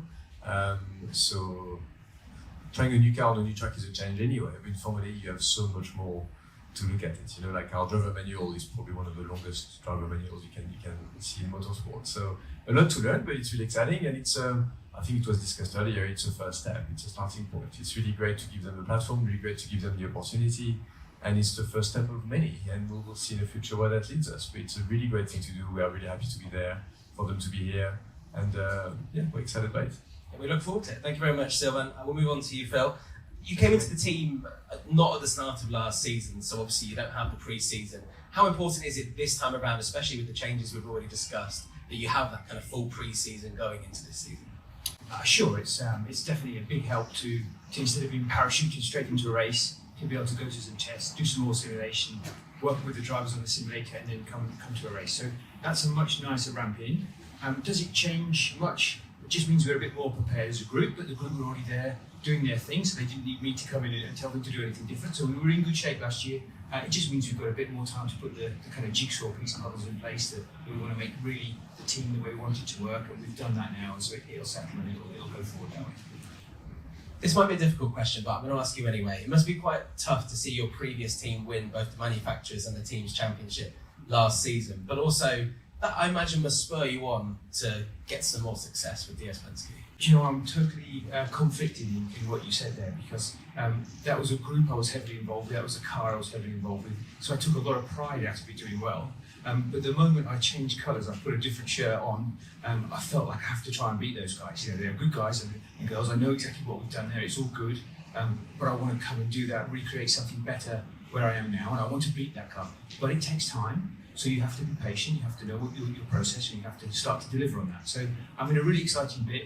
I know that's a good set of people, I know that's a really good car, and a lot of the building blocks that are in place there will continue that to be like that for a good amount of time. So it's difficult, but we're building ourselves now, and that puzzle I talk about is starting to come together. We're getting some good people, we're starting to put the process in place. So you have to believe in what you do, and it will follow through. And I'm really enjoying that process now in a different place. The shirt fits quite well, so we're enjoying it. Yeah, it looks fantastic. Maximilian Gunter's obviously come into the team. We know that he knows how to win races, 5 Formula E races under his belt. Great victory last year in Tokyo. How much input did you have on that signing? And what is it you like about Maximilian as a driver? So first of all, we had absolutely fantastic drivers last year. Stoffel was the most amazing driver, really great to work with, XF1 driver, very, very fast, and on his day, super capable of winning a race. So really difficult to wave goodbye to somebody that good. However, what we have with Max is, as you know, the youngest FE winner, so bright talent. He came through with Jay before, through that process. He worked with Jay as a team owner in the past. So we were really excited in a group to see that journey through. Young guy came in with the most amazing talent, and we wanted to see that deliver, and we're really keen to see that in the car. So super excited to do that. So that's one of the big motivators for getting him into the car. But when you get hold of him, and I always have a bit of it between us here, obviously you don't tell the rest of the world, like you guys do as a profession, but I have this real tendency to give nicknames to the drivers. I worked with John-Eric Verne in the past, and he was always the lion.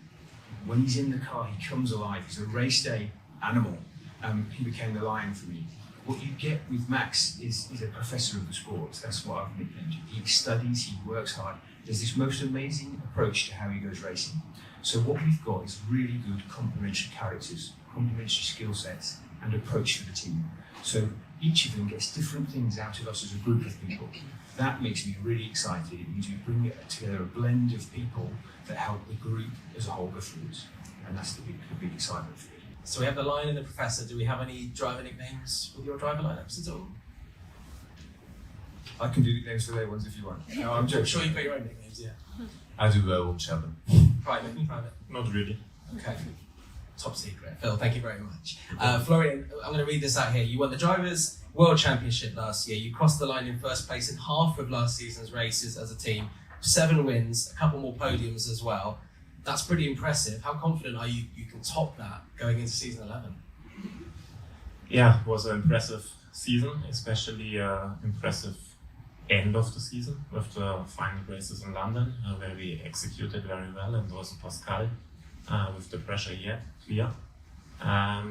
In this series, with this high level of competition, the success in the past is not granted in the future. Therefore, heads down, maximum focus on yourself, put the package together, develop and try to find the potential or to secure the potential you have still left there.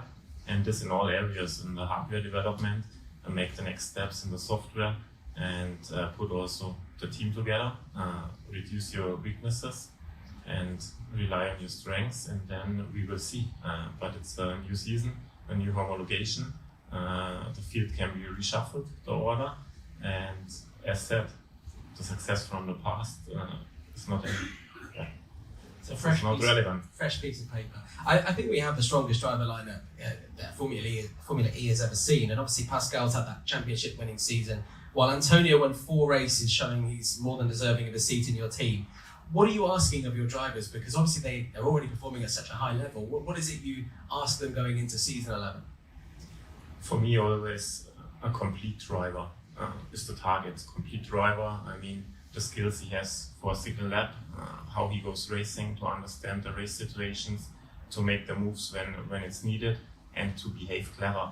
And there the target is clearly to extract everything consistently over the whole season. And when you see where we came from and which weaknesses we had still in season 9, especially also on Pascal's side in qualifying, where he made a big step forward with the tire understanding and single lap performance last year, being the driver most time in the duels. And on Antonio's side, his racecraft is unbelievable, especially on the peloton races, how he judges situations, how he progresses, and how he takes the wins in this kind of races. And from him, I clearly ask more consistency in qualifying. We are on a good way, what he's showing in testing. And these are the targets, to perform both consistent in all kind of races. I've seen a lot of the feedback of the purple on your car. Very, very positive. People are loving it. Obviously, there's a lot more to the car than just the livery. What are some of the challenges you've had already this week in testing with the Gen 3 Evo car? Overall, I have to say, I cannot complain that much. Test is running well. Test program conducted as planned, and we run through our programs. Clearly, the big challenges are the new tires, to understand our new homologation of the powertrain, to adapt everything on the controls and software side. And then we will see this afternoon also to race first time with that car, how everything behaves in slipstream and so on. Then that's the last thing to be ticked, and then we are well prepared to go to Sao Paulo. Excellent, we look forward to it. We have time for a couple of questions. Anyone that's not asked a question already, I'll pass the mic across. Here we go. Nick Golding, Race News 365. Question for Florian and for Phil. Obviously, some big news that broke ahead of this test was Nissan and Jaguar breaching the cost cap. With your teams being big rivals to both of them, do you believe the punishment went far enough? I'll let you go with that one first, Florian. I listen to you, I prefer. I think it's a tricky one for us to judge. It sounds like they're very minor breaches, first of all, and it's the first year that you've come into that big change in regulation. So I think it's really difficult to assess that from the outside. I genuinely don't think that there's a significant advantage at all in what's happened there. So I'm just interested in wanting to beat the guys in a fair playing field, and I think we had that. So I think you have to trust that the FIA do their job well, and they do. And I think that's probably my conclusion. I think it's okay. Yeah, I can only add, when you see how small the cost cap and the budget in Formula E is compared to other series where the cost cap is in place, we can have significant things when you have big crashes which have a big influence on the cost cap side. In these two cases, as I understood the records and anything, minor breaches without gaining an advantage due to the fact it was the first year and what happened to breach in this cost cap situation. We saw a financial penalty, which is a fine, and a sporting penalty. For the first year, you can say it's quite harsh. On the other side, clearly the other fulfilled the cost cap. Therefore, I will also agree to Phil. FIA is in place to do the audits, to control everything. It gives also confidence that they see things and what's happening, and they are in place to put out the penalties and fines. And there we have full trust that they have all parameters on the table and consider why, what happened, and what the result is. There we fully support what happened. Jack Pickering, a Formula E Zone. And my question is to Florian. You've now got 6 Porsche powertrains on the grid, albeit the 2 Kiro ones are the Gen 3, not the Gen 3 Evo. Is there anything that you can still learn from the Kiro powertrains to progress yours and Andretti's powertrains, and vice versa? Is there anything that you can do with your powertrains that can keep Kiro? Well, they're quite quick at the moment. Yeah, first of all, we could learn how we stretch the resources at home between London and now, because this was a huge project. It's a big effort, first of all, to supply 6 cars clear, and it was a short-term project. This means everybody did extra work at home, and they have to say thank you, because what the guys at home and the whole people involved in the project did is outstanding. That we have now here 6 cars running, but clear, it's our Porsche 9NX World Championship Gen 3 car, which was winning the 2 last driver titles in the last 2 seasons. Successful car, we can be proud of it, that it gets an extra lap, 1 more homologation cycle running on track. But clearly the target is to learn from each other as much as possible. It's a new team, we need to get to know each other. Every team has different strengths, different weaknesses. Everybody can learn from each other, and this will be the target for the future. But first of all, we need to get everything running and racing, and then let's see in which areas we can profit for each other. But first of all, it's a huge additional effort for a manufacturer to have 2 different powertrains in the field, supporting them and making sure that from legality, adapting to the new regulations, everything is running well. Nice shirt, Jack, by the way.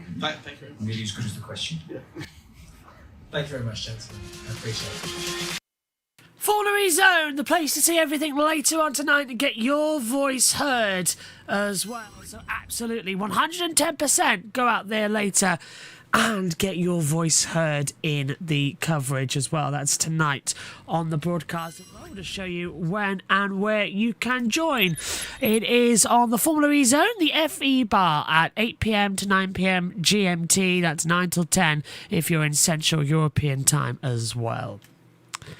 Well, right now, the situation is looking like this. With 18 minutes to go, Dan Ticktum has taken the top spot as well with a 1:27.602. So a much faster, improved, better time across the board there. I was expecting a lot different, but hey-ho, it's actually gone quite well out here on the board as well. So fingers crossed, we've been gone well and going well across the last 20 or so minutes while we've been listening to other things. Now, just trying to see if there's any interviews that we can bring you from Formula E. However, they haven't really put many out there on their social media platforms. Not really a surprise there. So what we're now trying to do is get open the Instagram and take a look at some of the stories. But to do that, I've got to log into the JBMotorsports one, so it's going to take a second or two. Great time though, 1:27.602. This is what I mean. It's now going to go into the situation of, yeah, by the way, now you're gonna switch over. Now you're gonna have all of the change arounds as well. And does anyone know why I can't switch profiles anymore? I'll switch accounts. Here we go. Oh, JBMotorsports 1 isn't even logged in. Well, oh. Okay, I can't remember the password. Well, this is going well, isn't it? Let me try it.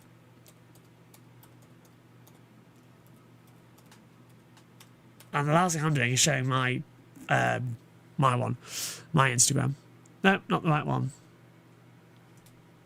When did I start it? Oh, does anyone remember when we started it? It could be 23.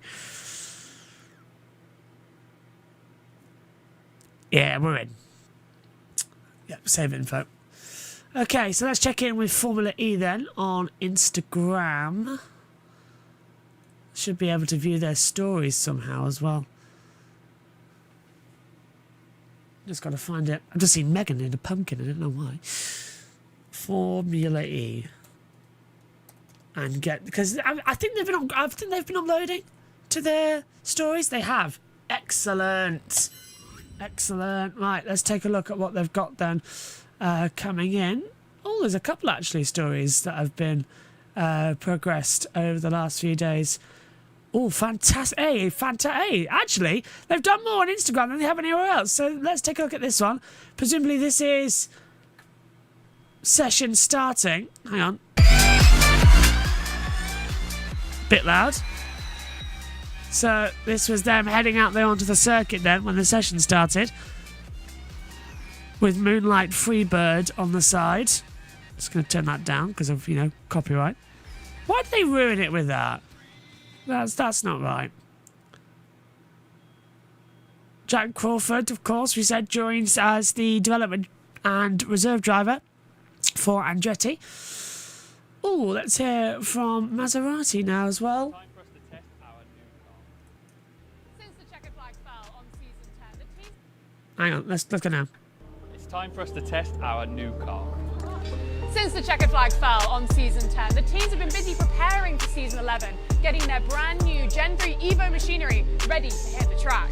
At pre-season testing, teams will have the opportunity to take part in 6 test sessions over 4 days. Between 5,000 and 6,000 laps will be covered by the 11 teams across the 4 days. Yes, that's a lot of going round in circles. But why? Well, they do it for plenty of reasons, but mainly to ensure reliability, optimise performance, and collect plenty of data to use within race strategy for the rest of the season. It's time for... Yeah, that really is basic. So they're not showing it much, are they? Out here. Is this going to be some nice onboards with Taylor Barnard? Oh, it is onboard with Barnard. So it's down into turn 1, this one.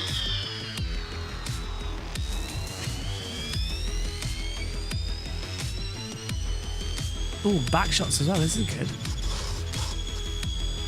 Look at the bumps. It's such an old school style circuit, this one. Grading on the tyre as well for the tarmac. That hasn't changed in decades. Nice visor cam for Taylor. He's currently now 4th fastest, just coming back out on the track. Does look good, that. I must admit, that looks quite good. Let's have a look at another one then. And this is just general views from around the circuit that they've put on. How do cars get the downforce of that corner? The speed sucks them down to the ground. Absolutely fantastic stuff. What's this? Gen 3 Evo car look? Yes. So this is the new Gen... Ah, brilliant. I've been waiting for one of these. A proper look at the new Gen 3 Evo. So a new front wing. Bit reminiscent of the Gen 1 Evo. Yeah, doesn't look too bad, does it? They look okay out there on the circuit. What's this one? From Midnight City. This is Kido Racing or Cairo Racing. What are they actually calling it? Everyone's had a different interpretation so far from what I've heard. Let's hear from Bianca Bustamante. She'll be in this afternoon's women's test. Hi guys, it's Bia here. As you guys can see, I'm finally here in Madrid. A lot of hard work has been put to make this test happen. You know, a heartfelt sympathy to everyone in Valencia and, you know, to the whole FE team for literally transporting the cars and making this test happen in less than 72 hours. It's amazing to see what all the hard work and teamwork can do. I'm excited to finally drive the car tomorrow. It's been months and months of preparation on the sim. In hopes to finally get behind that wheel, and tomorrow it will all be a reality. I can't wait to learn. It's already been amazing, you know, being here and seeing the team, seeing the driver on the track, and to listen in during the debrief on the radio. It's an amazing opportunity and I will make the most out of it. So yeah, see you guys. Bianca Bustamante there as well, who will be driving this afternoon in the women's test. Everyone coming into it. Abby Pulling down there for Nissan as well. Let's hear from, coming in as well, Ella Lloyd, who is the British... Oh, it's not working now. Let's hear from Ella Lloyd, who is the British driver, coming in now as well. She was in F1 Academy last time out in, I want to say Singapore. So let's cross over to her now. Hi everyone, it's Ella here. I'm here at Madrid and we did the track walk yesterday. Really enjoyed learning the track. We did it with Sam, who's given us some good advice for later on today for the test. I've been sitting around listening in the garage and yeah, seeing what we can take and learn into this afternoon's test. Hi everyone, it's Ella. Nice to hear from Ella there as well. I think that's it. That's the last one that we haven't seen. Oh, okay, so is this how it's going to work? Oh, okay. So this is car connectivity. Flashing rear lights in the event of a red or yellow flag to improve reaction times. So the cars themselves are now going to become marshal points. So if it's a yellow flag, they're going to flash yellow. And if it's a red flag, they're going to flash red. So that's to try and warn the drivers of flags. if they're in the cars in front. That's quite clever, actually. That's really clever. Yeah, last year it was tested, it failed, but this year it looks like they've actually got it sorted somewhat. I think that's it on that front. So I do want to take a look at Twitter to see if there's any interviews and videos we can get. I know Neil Golding's got someone's Nick Golding. Oh, I said Neil. Coming in there. Dan Ticktum's had his lap time deleted out there on the circuit. So everyone's coming through.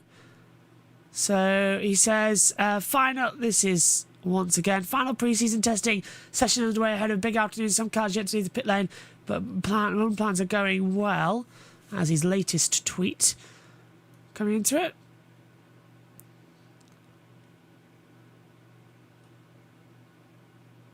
So I think we had the attack charge as well, which is all good. I can't see anything at the moment coming through. This was interesting, actually. We're not sponsored by them. Let's not get it, but I found this interesting. Cairo Prime. So it looks like Prime are going to be a sponsor to the possibility of the team. That could be interesting. Watch out to see if KSI or Logan Paul, do it as well. Thursday is a big day for when the Formula E does see a return of pit stops. Yeah. There's some Racing 365. They've been really strong as well. This is what I wanted to show you. I've got the video now. This is the cars at that Dunlop Bridge. And this is what we were saying about them bottoming him out. We've turned up the audio. Take a listen.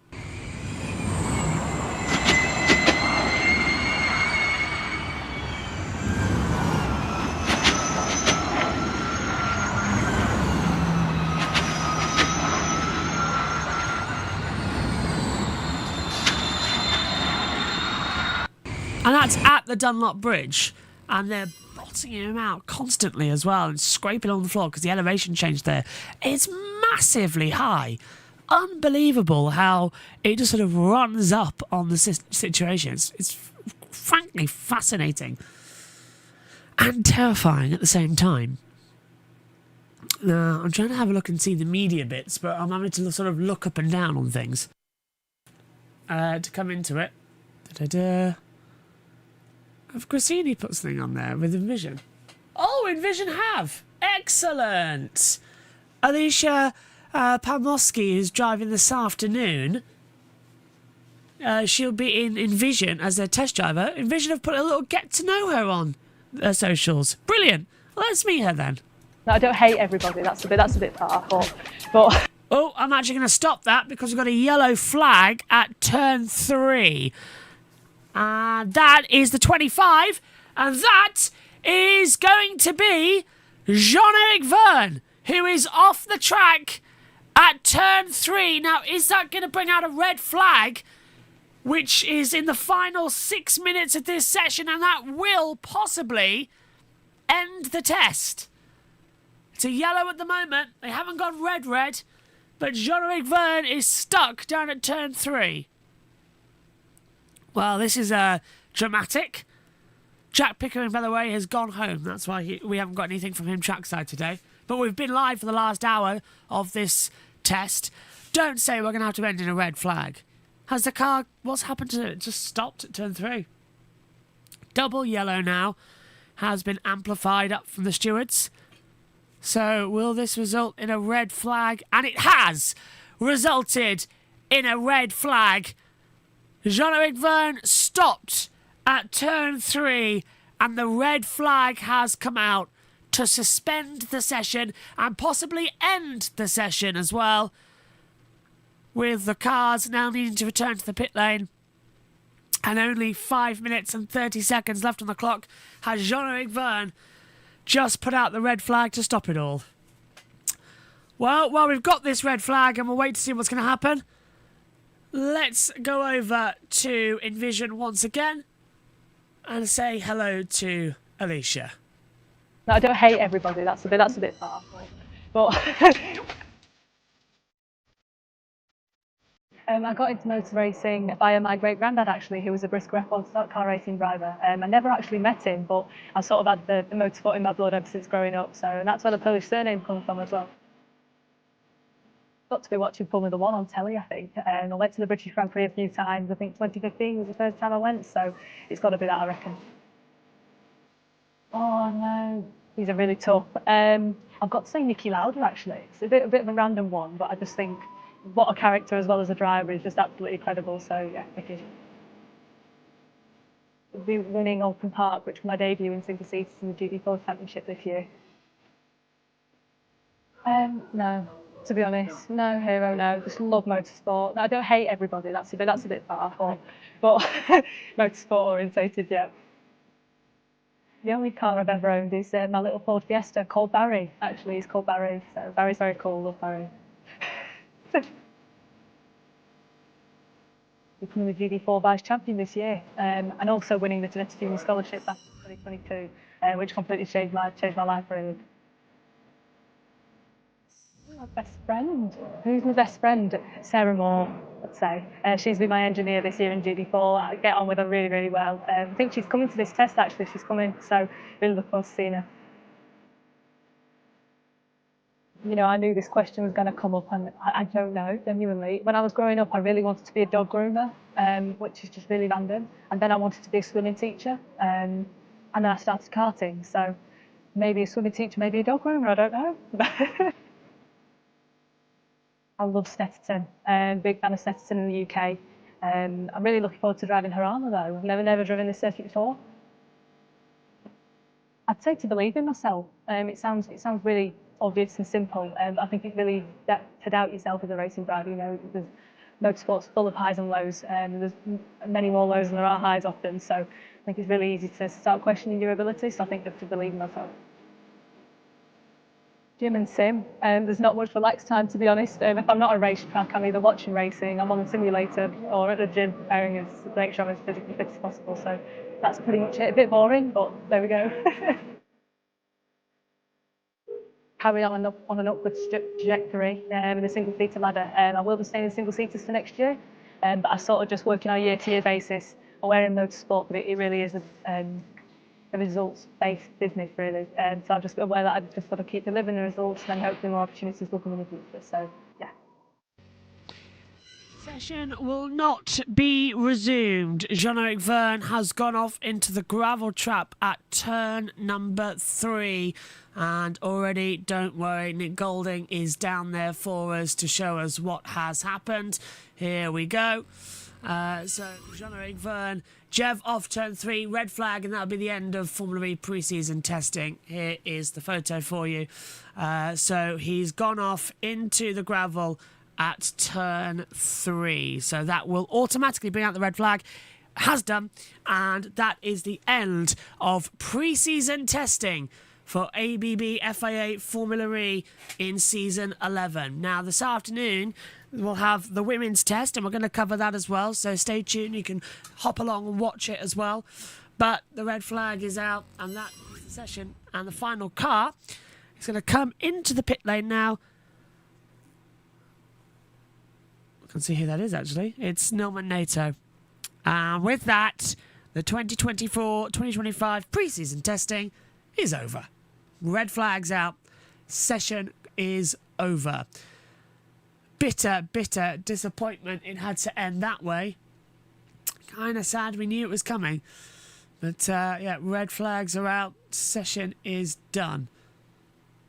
So yeah, we will kind of move on and go from there and see what's going to happen next. See who's going to have the differential for it as well. Just a reminder, the women's test this afternoon, 2 o'clock local time, 1 o'clock GMT. And that is the last one of the session. But everything else done for Formula E. Not bad at all. We'll wait until the checker flag comes out, of course, and then we'll run you down the whole thing. So, it's Mitch Evans on a 1:27.461 for Jaguar Racing. He ends testing fastest. Dan Ticktum is second. Pascal Verline third. Taylor Barnard fourth. David Beckman's fifth. Oliver Rowland sixth. Norman Nato seventh. Zane Maloney's in eighth. 9th for Antonio Felix da Costa. 10th for Norman Nato. Nick Cassidy's 11th with Maximilian Gunther in 12th. Jake Dennis is in 13th. Sam Bird 14th. Sebastian Buemi 15th. Lucas de Grassi 16th. Robin Frines is 17th. Nico Muller 18th. Jean-Luc Verne 19th and stopped on the track causing a red flag. Jake Hughes is 20th. Eduardo Montoya 21st. And Nick de Vries is in 22nd place.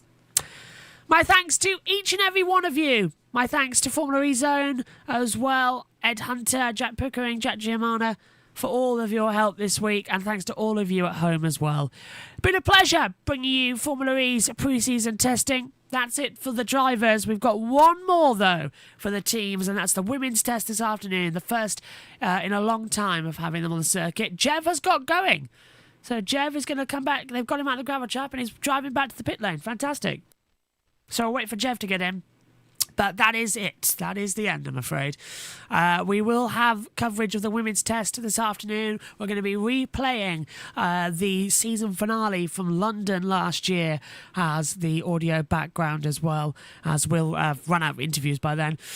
Stay tuned, though, because I think on Sunday, if I get my editing right tomorrow, Sunday you can watch the best of the tests. So all the interviews, all of the analysis, updates on all the sessions, and also you can then get all the videos collected. We'll do a little review of the test, and you will have the simulation race as well broadcast, and it'll be a testing wrap-up for you all to get your noses into.